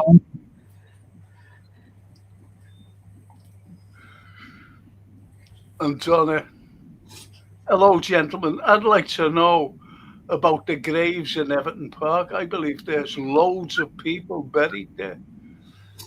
Are you talking about Everton Road? Well, it's another first, actually. Because if you're thinking about Everton Road, it became the very first public cemetery in the world. Because all the churches were being full up, and they said, we can't bury anymore in the churches, they're all being full. They said, we've got to bury them somewhere. So they went up to Everton and they consecrated some ground and they called it the necropolis, the cemetery, which means the city of the dead, which is Greek. So that was 1824. So Liverpool became the very first city in the world to have a public cemetery. And they couldn't name every other cemetery the necropolis. Could you imagine, when you're opening cemeteries, just name necropolis? Yeah. Where's he getting buried, or where's he getting buried? The necropolis, what? One. Which one, yeah? Which necropolis? The one up at Anfield. No, it's not. The one at Everton. Every cemetery around the world. And there's only one necropolis that's named today. And that's in Venezia, Italia. Venice, Italy. Called the necropolis. So just as a side note, did they exhume the bodies from that cemetery and repatriate them, or? Don't know. Don't know. Could be still there. For all that I know. Yeah. And it's like St. John's Church. When that was pulled down, they removed all the English bodies because that was a cemetery, as you know. Yet there Yeah. are still 2,000 bodies still buried there. And they were the French prisoners of war who unfortunately died through disease and whatever. Still Yeah. buried.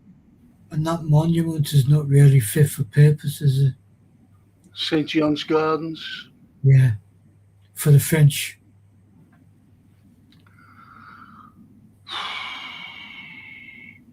And Paulie says, Frank and Anthony, in the cemetery of the Anglican Cathedral, we are looking around and seeing headstones of Confederate ship owners from the Civil War. What are the connections? There's lots of connections with the Confederacy here because you had Pralu, a fellow named by the name of Pralu. I used to bring people, the old uni, and I used to bring them into Abercrombie Square, go into this particular building. Anyway, when I went in, I used to show. In fact, I've done a DVD on it. I think Jason, he'll show it next week.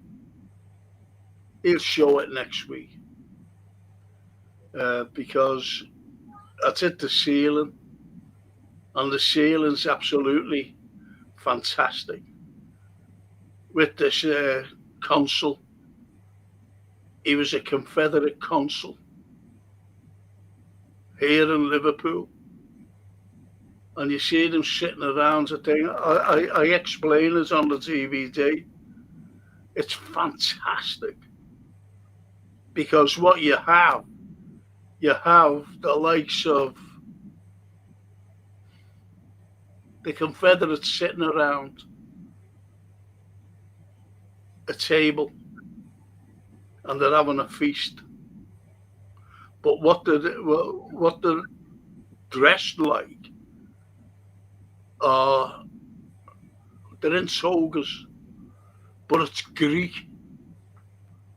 It's Greek, ancient Greece, the birth of democracy and philosophy. Athens. It's fantastic. And you had the likes of Augustus John. He was sitting down one day in this particular room. It must have been a business or whatever, because he was a lecturer. He did some lecturing up here, Augustus John. And he looked up and he seen something on the ceiling, just looked up. And anyway, he climbs on a desk and on a chair, and he got his handkerchief out. And he went like that on the ceiling.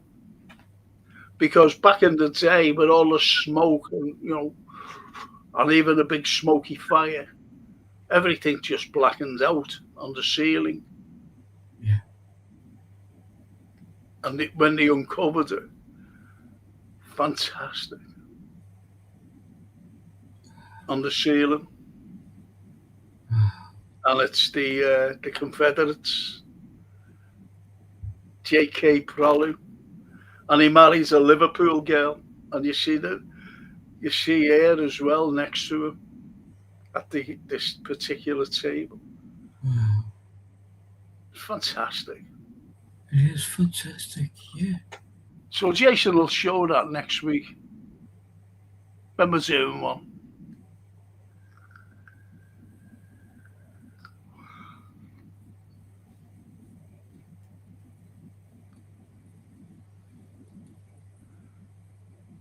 Frank, John Wilkes Booth's dad was a Jewish Talmudic scholar, and John was not a Rothschild assassin sent to kill poachers for injecting their high interest rates on the ruin Is that on the ruin? Is that on the ruin? I can't see it. Hang on. I forgot I brought them in. Let's see. Me reading glasses, you see. Right, sent to kill poachers for rejecting their high interest rates and to run the currency of the US.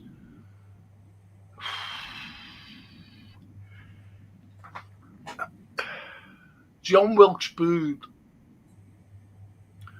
his dad was named Brutus Booth.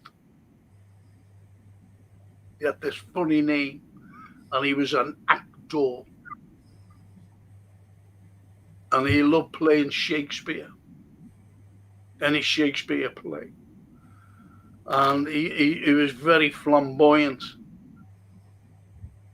Was Julius Brutus Booth, the father of John Wilkes Booth. And the people of Liverpool loved him. But anyway, the theatre that he was always playing at, the son of the owner of the theatre had written a play. Now, don't forget, this fellow was a great Shakespearean actor. To be or not to be, that is the question. Whether to be nobler in the mind and suffer the slings and arrows of outrageous fortune. You could imagine him saying that. When he looked at the play, he said, I'm not doing that. It's be amazing, to do that. Anyway, he said, well, you better do it because, we'll sack you. So anyway, he did this, and they booed him. And in those days, the 19th century, when you got heckled with rotten tomatoes and cabbage leaves and everything. He got lashed. And he said, my dear friends, I shall go to far off land where I shall be appreciated with the bard. So they all went, yeah, go on. So he went, and he went over to America, where his son, John Wilkes Booth, assassinated Abe Lincoln. Those scousers get everywhere, as Shankly said.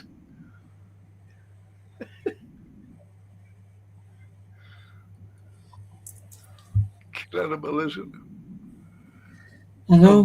Says, thank you for everything, Franco and Antonio, for all you have shown us and the stories of history. I will never forget it. I hope to see you all soon. Of course you will. Of course you will. Of course you will. Helen. So bloody sad, isn't it? So bloody sad. Oh, Dennis the Paparak, all the way from Tampa. Wishing you a speedy recovery, Bella. Good. Not lovely. Yes. And Paulie says, keep positive. And we're all thinking of you, Bella. We will see you soon. And Jason, open for a speedy recovery, Bella. Take care. Yeah.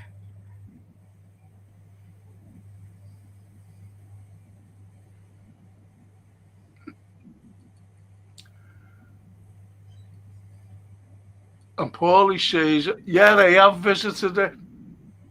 I have been in there a couple of times, to be honest, Paulie. I used to bring my students there as well.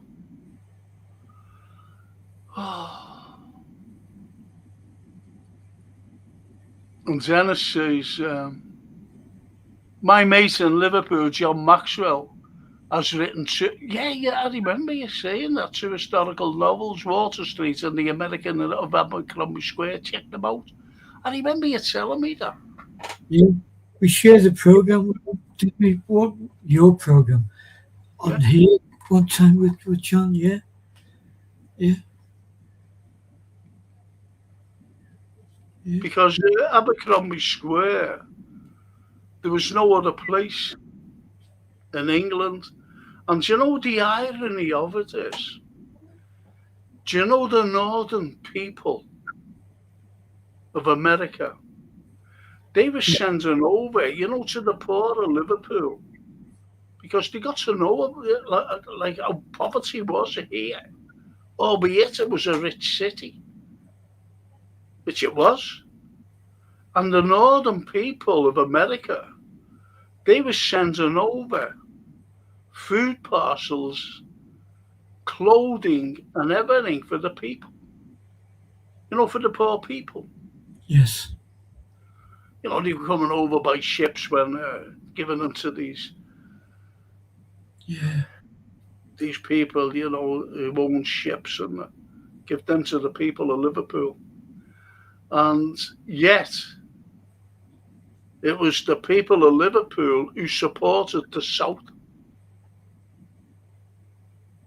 Yeah. The irony of it.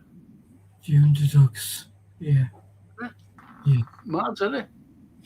Yeah. Thanks, Dennis, for that. Forgot about that. And Paulie says, Dennis Paparak, thank you. It's amazing the people on this channel. I'll screenshot this so I'll remember. My pleasure, mate. Happy reading. And don't forget, Dennis is in a band called The Incurables, and they play at the Cavern every year. They come over. And he's coming over this May. He's coming over this May to play at the Cavern. Paulie says, I love pea-wax soup. Mum used to make it. I started to make it a few years ago, but I can't find the green split peas anywhere. Now Morrison stopped selling them. He must do all the shopping. Have you got any split peas? Do you know what? I like thick bread, And do you know who stopped selling thick bread? I can't believe I only buy overs. Like the super toasties you're talking of, like that. Yeah. But the thing is, when you make a crisp butty, you can't do it on that medium sliced or thin sliced. It just crunches up, comes in. If you know what I mean, breaks up. Yeah. So anyway, I only buy the, and you know who stopped selling it? Sainsbury's stopped. Up at where I am, stopped selling thick sliced overs bread. I said to the fella, I said, why have you stopped it? Francine always comes with me. She said, because you're the only one who bought it, Dad. Thick bread. Stopped it for Frank.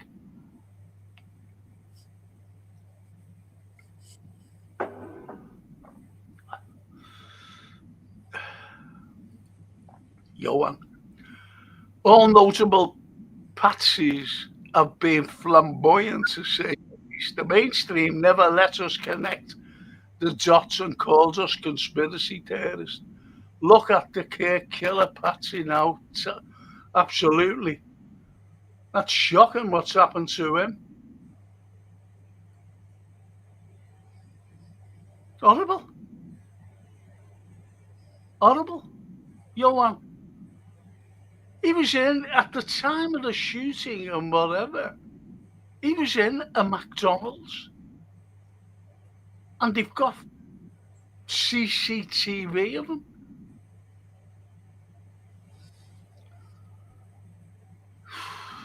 I'll have to do a conspiracy theorist. I'll tell you what I'll do. I'll do them on Friday. Besides the current affairs. I'll do them this week. And Jason says Warburton's Tiger Bread is good for crisp butties. Other brands are available. There you go. You're not going to believe it, Jay. Our Francine gets me. She says, "Do you want a thick sliced chat?" Oh, And she always brings down that Warburton's. history and knowledge makes us what we are, crisp butty eaters. But your Bella could make a poem out of that. And Mark Simon, hey Mark, orphan, Frederick Street, in inverted commas, the scouser who was in the crow's nest and spotted an iceberg. Yeah, Mr. Fleet, he actually committed suicide. He was in the crow's nest and spotted the iceberg, survived World War II, yeah, 2 World Wars on the Titanic, only to be placed in an unmarked grave after his wife died. He became destitute. He actually took his own life, unfortunately, Fred Fleet.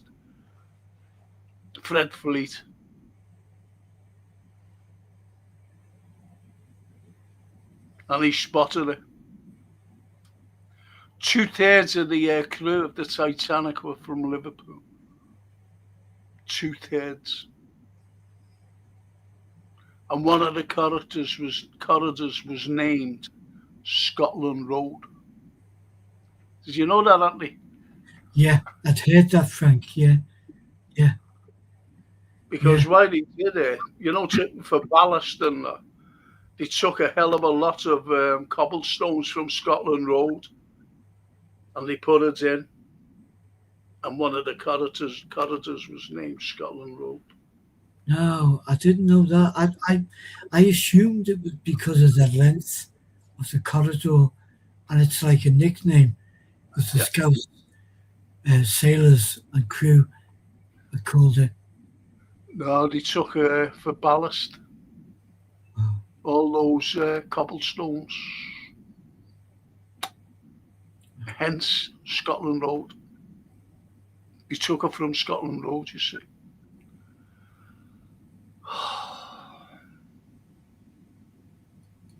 So sad, isn't it?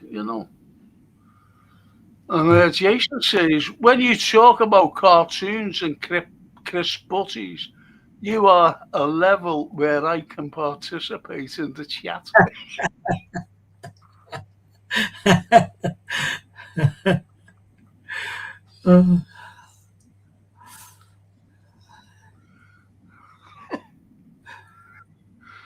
And Barry says, my bargains who thick bread, Frank, cheese and onion. Blimey. Go away, please, man. Do you know what? I'm hopeless, I was looking, and he has all different kinds. All different kinds of things. Yeah. And I thought, different recipes. I forget what I was looking at. And I said to Francine, I didn't know they'd done all this. She said, oh, yeah, Dad. I don't have both Francine and Bush. She said, yeah, all right, Dad. Something. Because I'm amazed at some of the things.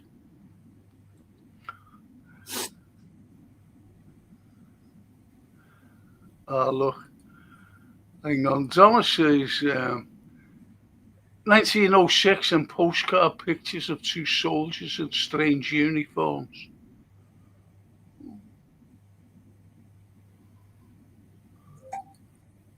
I've just found a birth certificate dated. Oh, yeah. 1906 and postcard pictures of two soldiers in strange uniforms. Okay.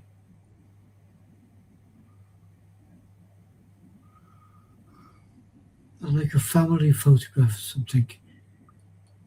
Yeah. Ancestry. I wonder if, Donna, I wish you could show me them. Sweetheart, because I collect uniforms. Not uniforms, I'm sorry. Postcards. Just bear with me 1 minute, Anthony, please. Just to You show. are basically all intellectual now.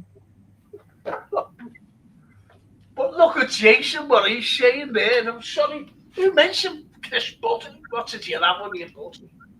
You.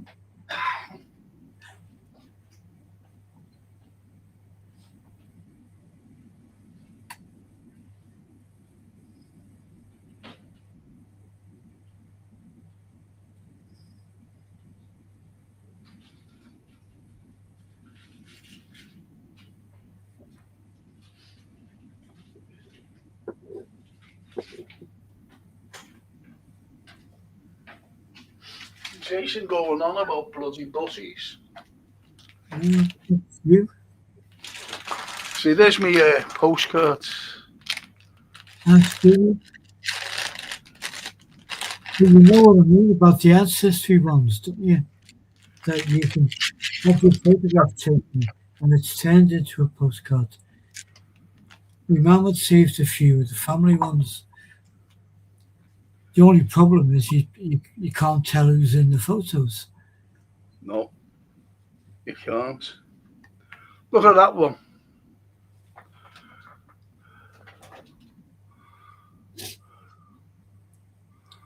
Wow. And that moon shines, you know. Beautiful, beautiful moonlight. Yeah. And the And lights it's on. written on the back, you see. Yeah. What does it say? Lovely. It says, much love for Amanti Kate. Hope your cold is better. I have been in Blackburn House and got wherever it is. And that was sent to Oxton, Birkenhead. Wow, that's where we used to live. It's where There our you go. I love the fact that, I mean, we don't have them so much now. With the old bookstores, that they used to sell things like that, like novelty stuff, prints and postcards. Used to be a cracking one in Southport that used to sell all sorts of stuff. That's a postcard. Okay. Okay, yeah, yeah. It's a postcard. Incredible, isn't it? Yeah, yeah, And look at yeah, that one. Not a postcard, right? yeah, yeah. Not beautiful. It is beautiful. I love that. I love that cathedral. I love that space. But look at this postcard. It's an old one, there, right? Postcard. Mm.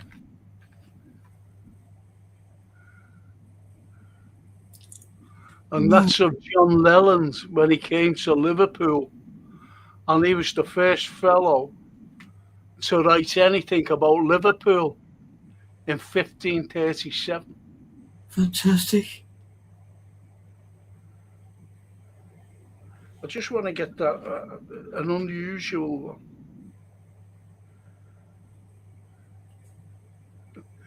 Look at that. It's a ticket for lunch. A ticket for lunch, 1936. Proper one. Motor coach trip to Chester, New Brighton, Mersey Tunnel and Liverpool, Saturday the 4th of July 1936. Ticket for lunch at Chester. Wow. That's fantastic.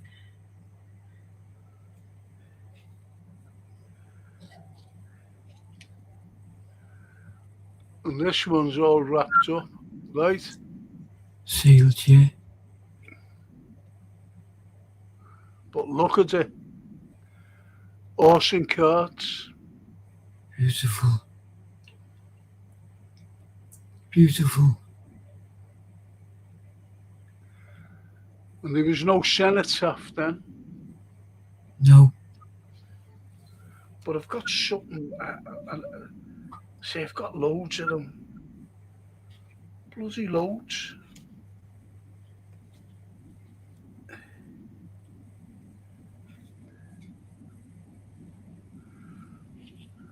I loved that one. Yes. Yeah.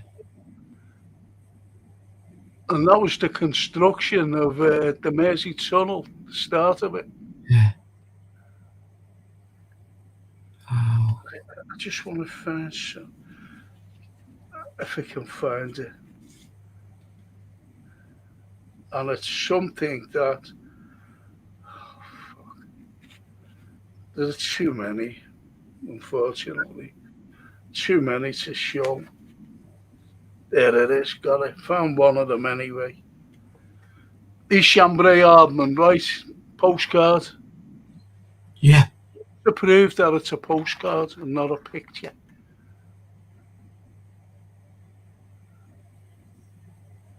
See that? Oh, the lighting in that is sensational, isn't it? The Chambray. Yeah. See, it's got it right that you can't see it. You see his name there. Yeah. Yeah. I do. Yeah. The Chambray Hardman. I love the photographs, the shadow and light. Yes. Well, that is the Gorry Piazza before it was bombed. And that's where the myth was thrown about the slave trade.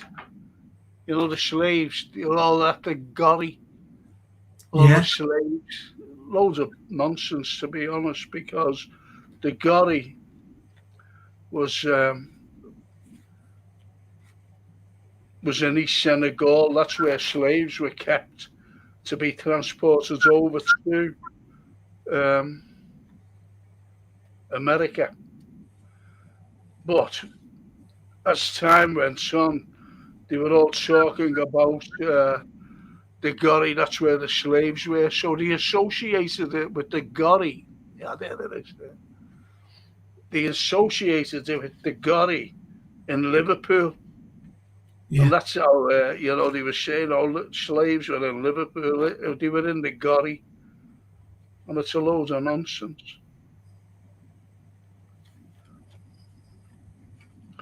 And I found one here.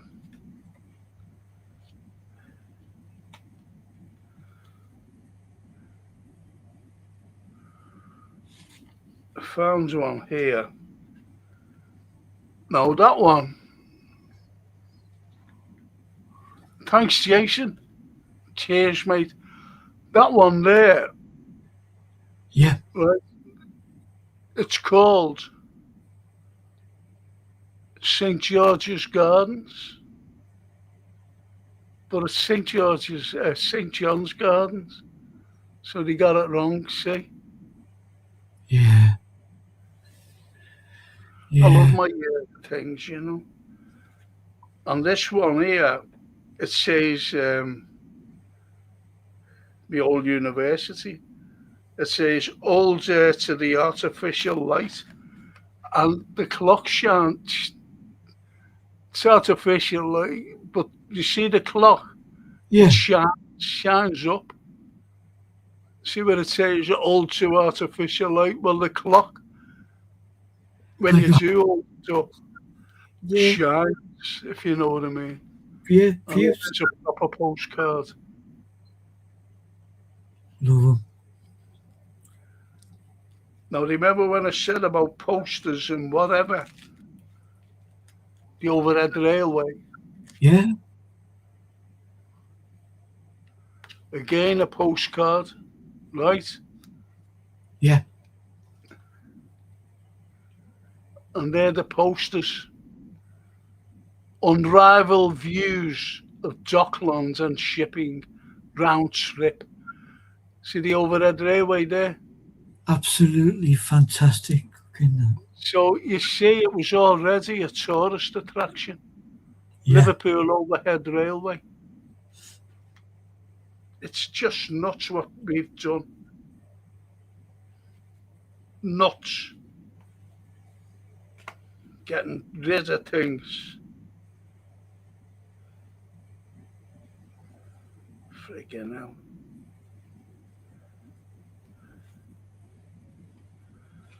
Oh, fuck. Just bear with me on this.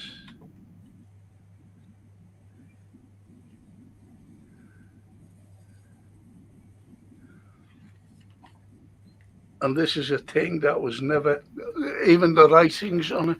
Yeah, look at that. Yeah. I'm looking for things. And he puts it up. I'm bloody showing you. But I've got something here.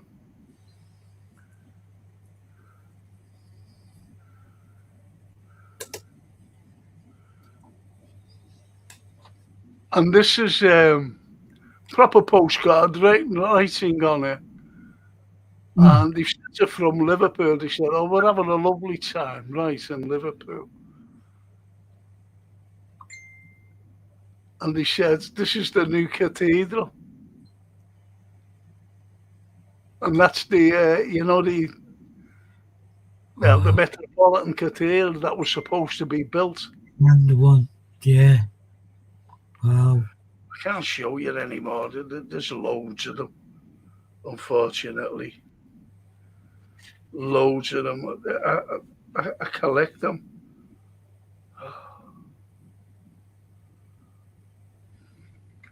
Someone sent me, Thomas Carlyle, the historian, the mate who wrote our Sign of the Times, and he dedicated it to Charles Dickens. Yeah. Right? Yeah. Get onto this. Postcard, right? Yeah. Carlisle House, where he lived. Wow. Wow. Oh, fantastic.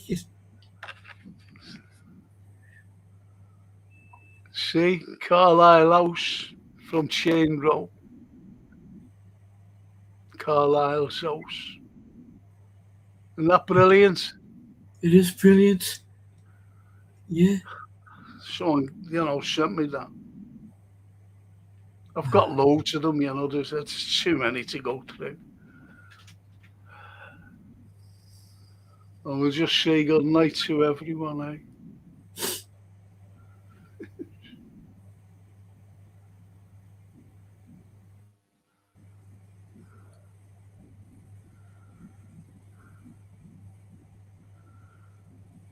Jason. Metro rolls from Aldi would make Boss crisp butties.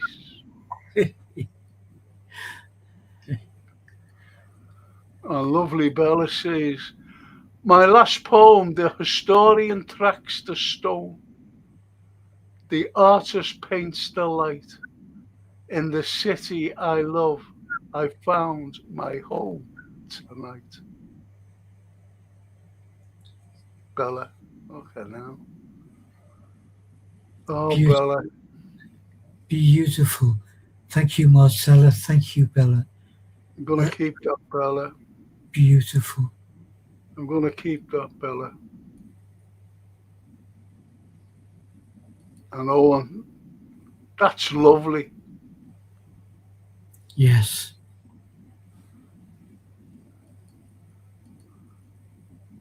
Frank, I'll send you the postcards later. John, have you got my address?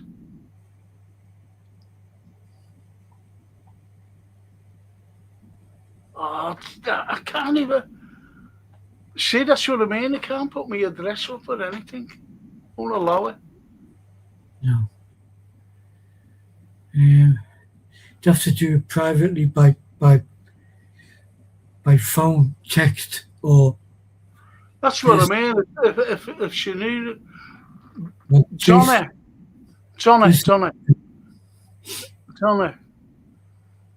Jason's putting up an email. Right? See there? Just take a photo shot of that. And it's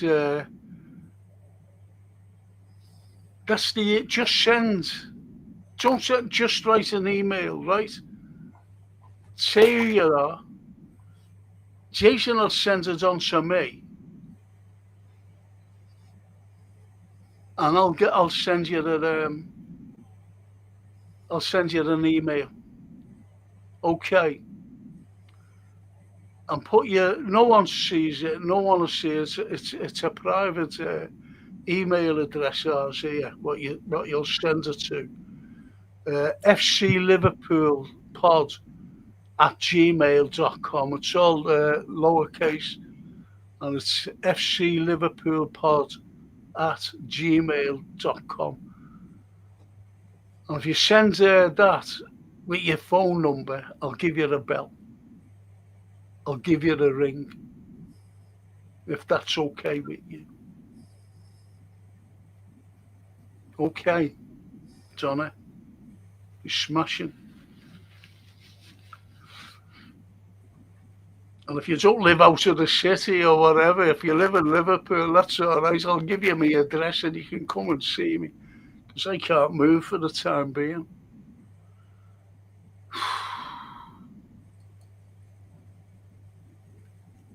And Dennis, have a great night, folks. Work day's done. VNT awaits. And the alligators. He gets alligators up to his door. See you later. Yeah.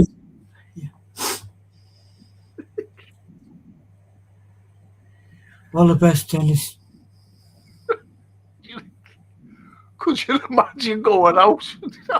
A big alligator standing there. All right, mate.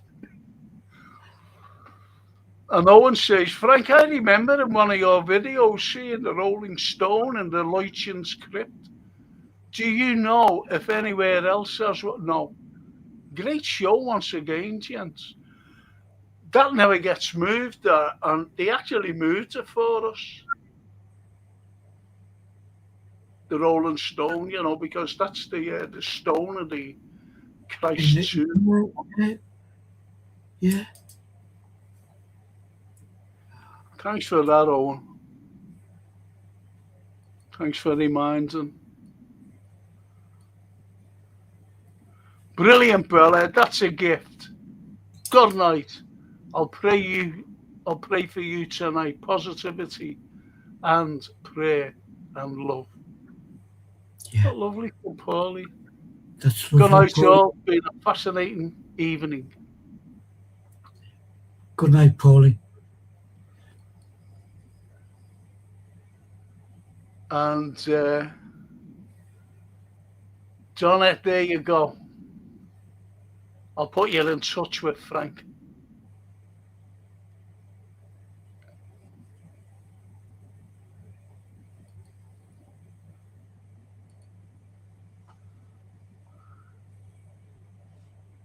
Email is fcliverpoolpod@gmail.com. Donna, I'll put you in touch with Frank.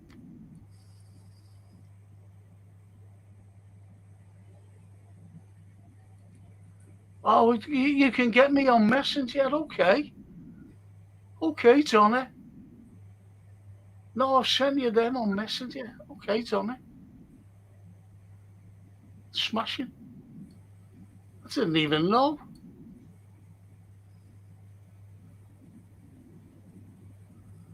And okay, thanks. Fab, great. I live up in Everton by the Rose. Oh, do you live in Rosevale? Good grief, yeah. Okay. John, I'll get in touch with you. If that's okay, sweetheart. And thank you. So what do you think about tonight? We never done much never done book history, did we? We have done as we do. We meander through the history. We've mentioned some great names, great historic names, and some wonderful people. Not had the pleasure of sharing time with all of them, but we've it's always a great trip Lovely. And we've had our wonderful gang with us all the way through. Well, what I'm doing tomorrow night, I'm doing the football. Yeah, On Wednesday, I'm doing the watch along. yeah, Right? yeah. How about the history of literature on Thursday? That's great for me, Frank. If it's good for you, it's great for me. Because we Yeah. never touched on it really. Yeah. Well, you know, I could do with the other couple of days, just for what we've been talking about privately, which we'll talk about when we're on air. Yeah. No, that's great. Yeah. And again, we'll talk privately before we go on. No, Till the Papa was asking about it. I certainly will. I certainly will. But tell him ask him about that night at the Adelphi. And I said, you fancy coming? It was funny. And I was doing a big talk. He remembers everything. And they were rolling a big, those big round tables. They had to fix the table up. And they were rolling us in, and he was standing there, waiting along with a couple of friends of Francine. Just ask him about it. Oh, Nice yeah. fella. One of our good ones, Frank. Great photographer as well, Yes. as you know. Yeah. Save the I'll still email you and look forward to having a chat. Excellent, Donna. Excellent, sweetheart. And Johan, thank you, Frank. Mr. Brown and Legends. Take care, everyone. Have a good night, Legends. P.S. Not trying to one-up Dennis, but cobras are much harder reptile to navigate. Got through down alligator. Well, you know what, guys? You can keep them both. We're happy with the squirrels and the birds. He's in India, isn't he? So there must be them cobras there. Because there's loads of snakes, isn't there? Elephants and everything in India. Tigers. Oh. Tigers are in India. Okay, now fancy walking down the street with Johan and one of them coming out. Johan running away, I'll be just stuck. I can't run anywhere. I'll be eaten. Could you imagine him coming on here and going, got bad news, Frank's been eaten by a tiger. Oh. Yeah. And only Frank, Anthony, and chat. Thank you for great company, amazing facts, and always educational. Good night. All prayers for Bella. Isn't that lovely? That's lovely. Yeah. You, Owen. All the best to you from us. And Donna, good night. Thanks for the lovely night. Thank you, Donna, for listening in, for tuning in. Thank you so much. I'll be in touch.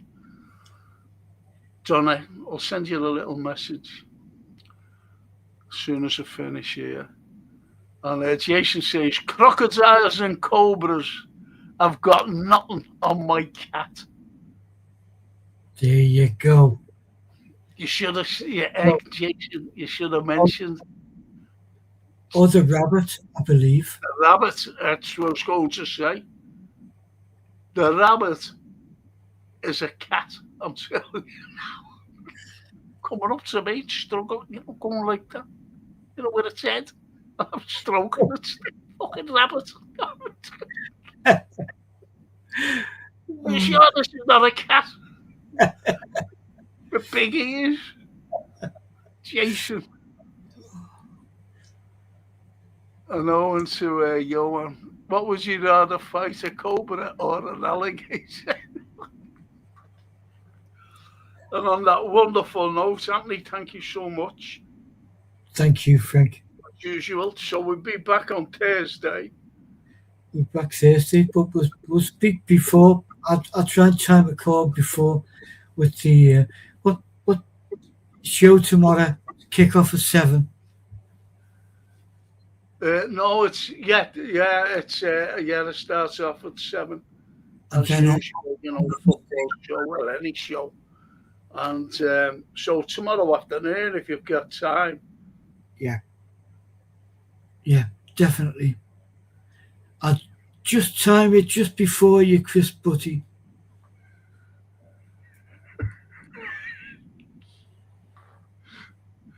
Chris Butty. And look what Snapey says. At the moment, I'd fight slot. Well, Honestly, Snapey. Everyone, he should be sacked anyway.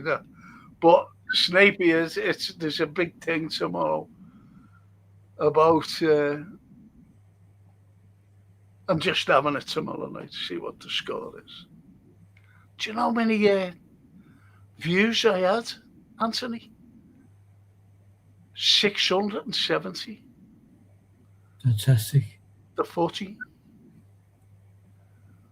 Fantastic. Owen. Snapey. Owen. I'll send Snapey's comments.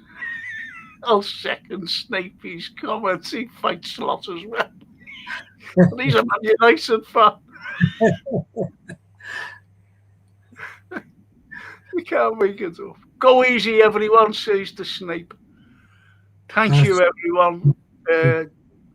Bella, good luck, sweetheart. Good luck, sweetheart. Okay. You're a beautiful lady. You're a beautiful person, human being. Great little poet as well.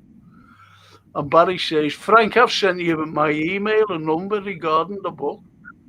If you're fit enough after you're up, let me know. If you fancy something to eat, I will pay your taxis and lunch. I've sent you my email and phone number. Have you said, Jason will... Jason will get okay. No, he's done it, yeah. As he says, nice all. Cheers, gents. Thanks, Says, Jason. Jay. And he says, I've forwarded Barry's email onto you. Thank you. Thank you, Jay. Thank you, Barry. I'll be in touch. And Snapey says, pay for my taxi and scram Barry. Oh, look at this. Look.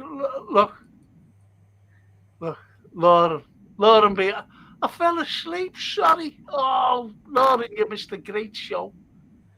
You missed an absolutely brilliant. We had Brad Pitt on before. We did, yeah. He was here for about an hour till Sir Paul picked him up. And we mentioned you.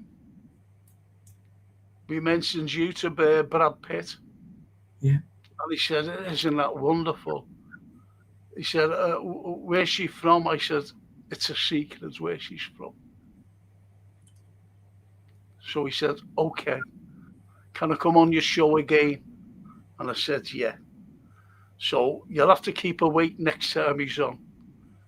Brad Pitt. And you can't get any better on this show than Brad Pitt and Anthony Brown. And tigers and pythons and tigers, crocodiles. Mark said, I've heard that Peel Docks Construction building a park near the Dockers Clock are stripping out all the paving slabs and cobblestones and sending them down south. Must be making a nice little... They always do. They always do, Mark. The horrible greed. They do anything. I think that what they do, they pick up that six-sided clock and put it on the back of a lorry and bring it down. That's what they like, if they could. And Lauren says, no, about Brad Pitt. Well, he'll be back. He loves it here. He does. So you'll be all right, Lauren. As long as you got me and Anthony there, you'll be all right. Yeah. And Barry says, no problem, Snipey. I'll be back from Dubai on the 11th of March following my kidney stone debacle. God blimey, everyone did. Everyone. Me, you, the lovely Bella, Barry.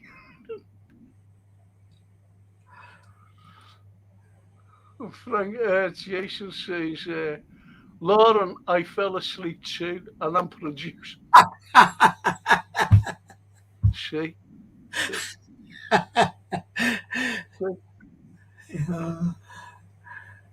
Jeez. Marvelous, isn't it? That's why we can't cross a road by ourselves, because Jason keeps falling asleep. But you just said that. I always remember Laney when I was giving that talk up at the line. And you were on one side, Laney was in the middle. Me and you. On the other. She was holding the pair of us walking. And we thought we got through all of the stuff when we climbed the curb, only to see like 7 or 8 steps up. You can't make it up, can you? No, we didn't, but we got it. You did it. Our lovely Blair Lawrence says, Frank Carlyle, Liverpool, and laughs. Yeah. Lauren, you're such a little sweetheart. And Barry says, thank you for that, Jason. Snipey, go easy, Barry Aldridge. Good luck, lads. Yes. Yeah. And Barry says, fine now. King cobras in India. Fucking hell. And elephants and tigers. And Johan, you heard about Elon. You're on Mars, mate, and he's not going back there. He's going to the moon instead, so you'll have to ask him for a SpaceX to get to Mars to get you down to the moon. He's building a colony on the moon. You're up there on your own, waiting for all the gear to go up to build it.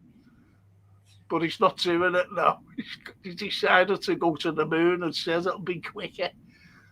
And Johan says, I think Jason is flirting with a transfer to Real Madrid. Como estas, yes.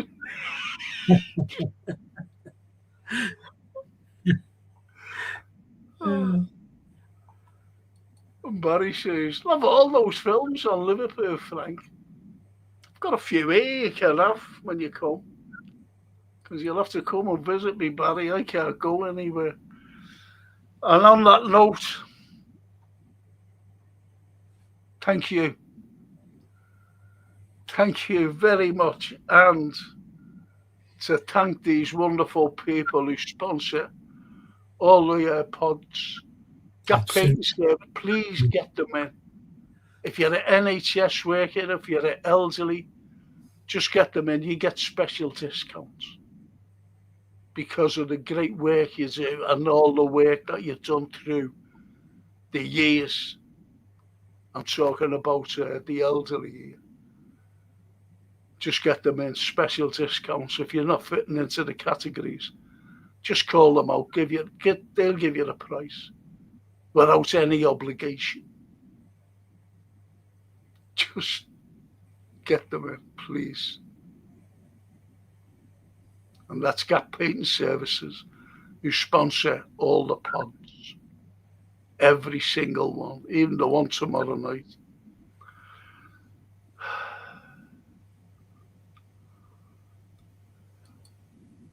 And Barry said, I'd be a mongoose if faced with a cobra.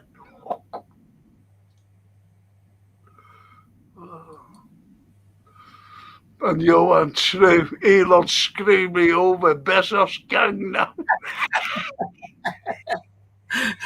I'll tell you what, I was watching something today, Johan, and it was noise, on that little trail, that whatever little it is, it goes around, roaming around Mars, and it has a microphone, and you could hear the wind, first noise, and you could hear the wind. Brilliant it was. I love anything like that. Snapey. Have a peaceful evening, rednecks. Thank you, Snapey.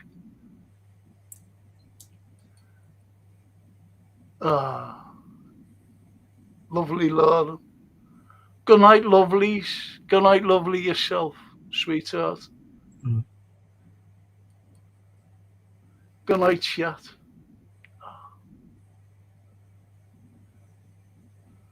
There's Ahmed. Hello, Frank. How are you? It's me, Wakas Ahmed. What is the topic today? And an hello to your guest too. The guest is he's an international artist. He's on with me every Monday to do the history and the history of literature, Ahmed. Thing is, you see, we're finishing now. But we've got a football show. I've got a football show tomorrow, 7 o'clock.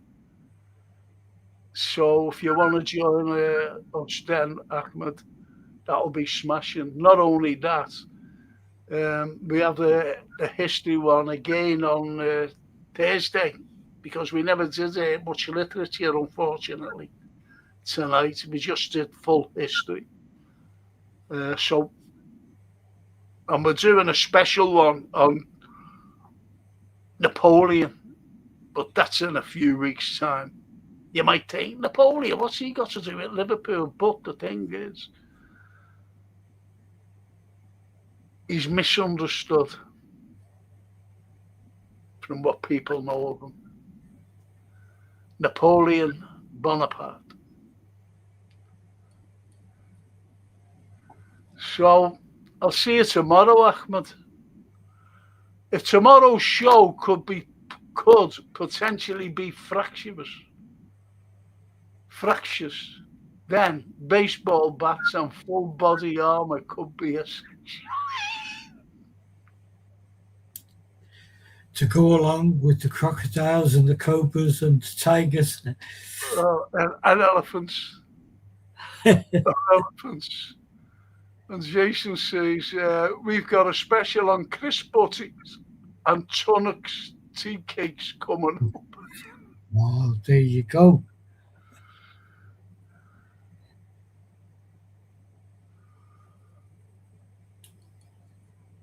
And the Snape says, people have short memories where Bonaparte's considered. Yeah, that's why I said it, to be honest.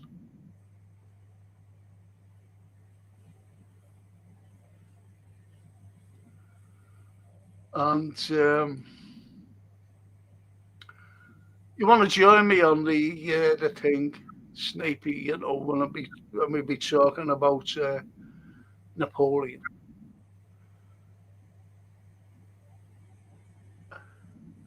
Sorry about the history. Just a small question. Do you think Starmer will go in the next week? No. He should, but he won't. He's just thrown someone under the bus. He's going to blame him. He's going to blame him. I think he'll be gone, though, in the very near future. He's an absolute disgrace. Absolute disgrace, Starmer. Especially over this Mandelson. Ahmed. And Mark says, Mark says, did Jack the Ripper have a helper, Frank? If so, of course he had a helper. But I do a pod on the Ripper. I've done a pod. Have I done a podcast on him? Yeah, we have. We're going back a bit. I think, yeah, tail end of last year. Do you reckon that I should do one in the very near future? Good too. I mean, I would definitely say yes. We do it, but obviously, But don't say too much because of. So what? Do you think we should do one? we'd have to kind of, I think, give it the show 2 hours, like on Monday, because there's other people connected to it that we need to tidy up there. Yeah, absolutely. So I won't say this coming Monday because we've got to do a lot anyway. How about the Monday after? That's great with me, Frank. 2 weeks tonight. So find all out, Mark. 2 weeks tonight. If that's okay with you, if you're around. Jesus, snap me. Every time I come in here, you know, under my nose here, just not get it to you.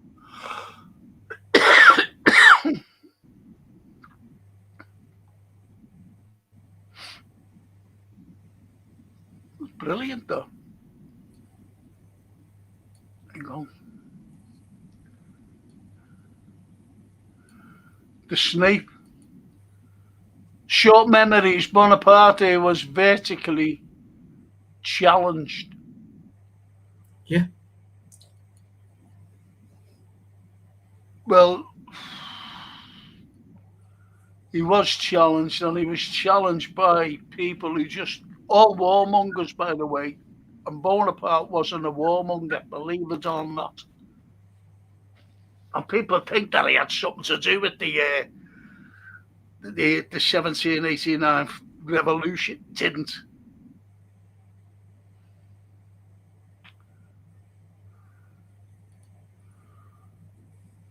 And Johan says, you did Jack the Ripper last year. We have new members here, so a refresher would be welcome. They are. Oh, they are. Johan, thank you.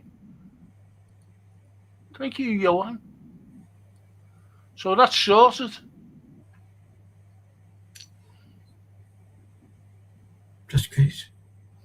You found that photograph of the timepiece, didn't you? Got us here.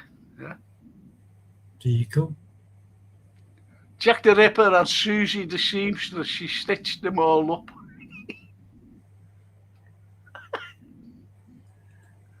And Jason says, I thought it was a Scottish bloke who helped to restrain the victims. Jock the Gripper. Oh.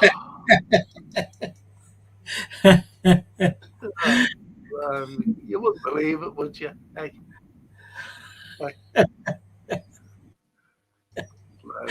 And he fell asleep before with Lauren. No, hang on, I'll rephrase that. He fell asleep with Lauren. Him and Lauren fell asleep in different parts of the country or different parts of the world. And on that wonderful note from Jason, thank you to the Gap Painting Services for sponsoring all the pods. Anthony, thank you. Thank you. We have to thank. Who do we have to thank, Anthony? We gotta thank our sleepy producer, Jason, who's the main man, and most of all is the wonderful chat family who join us and you on most of our excursions, every excursion. And thank you so much for your input, guys. means such a lot to us. It Thank really you. does. Not only that, we wish the wonderful Billy, Yes. Yep. speedy recovery. Let's hope that the op goes great. And Yeah. Marcella keep us informed. And as Jason says, we're boring now. On off, yeah.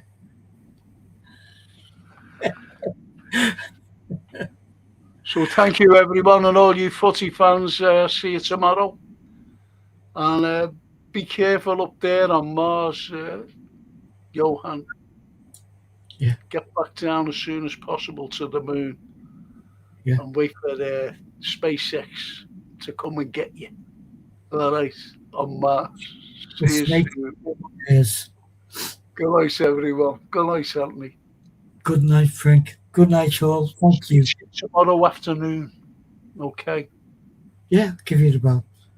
Okay, mate. Good night now. Good night, everyone.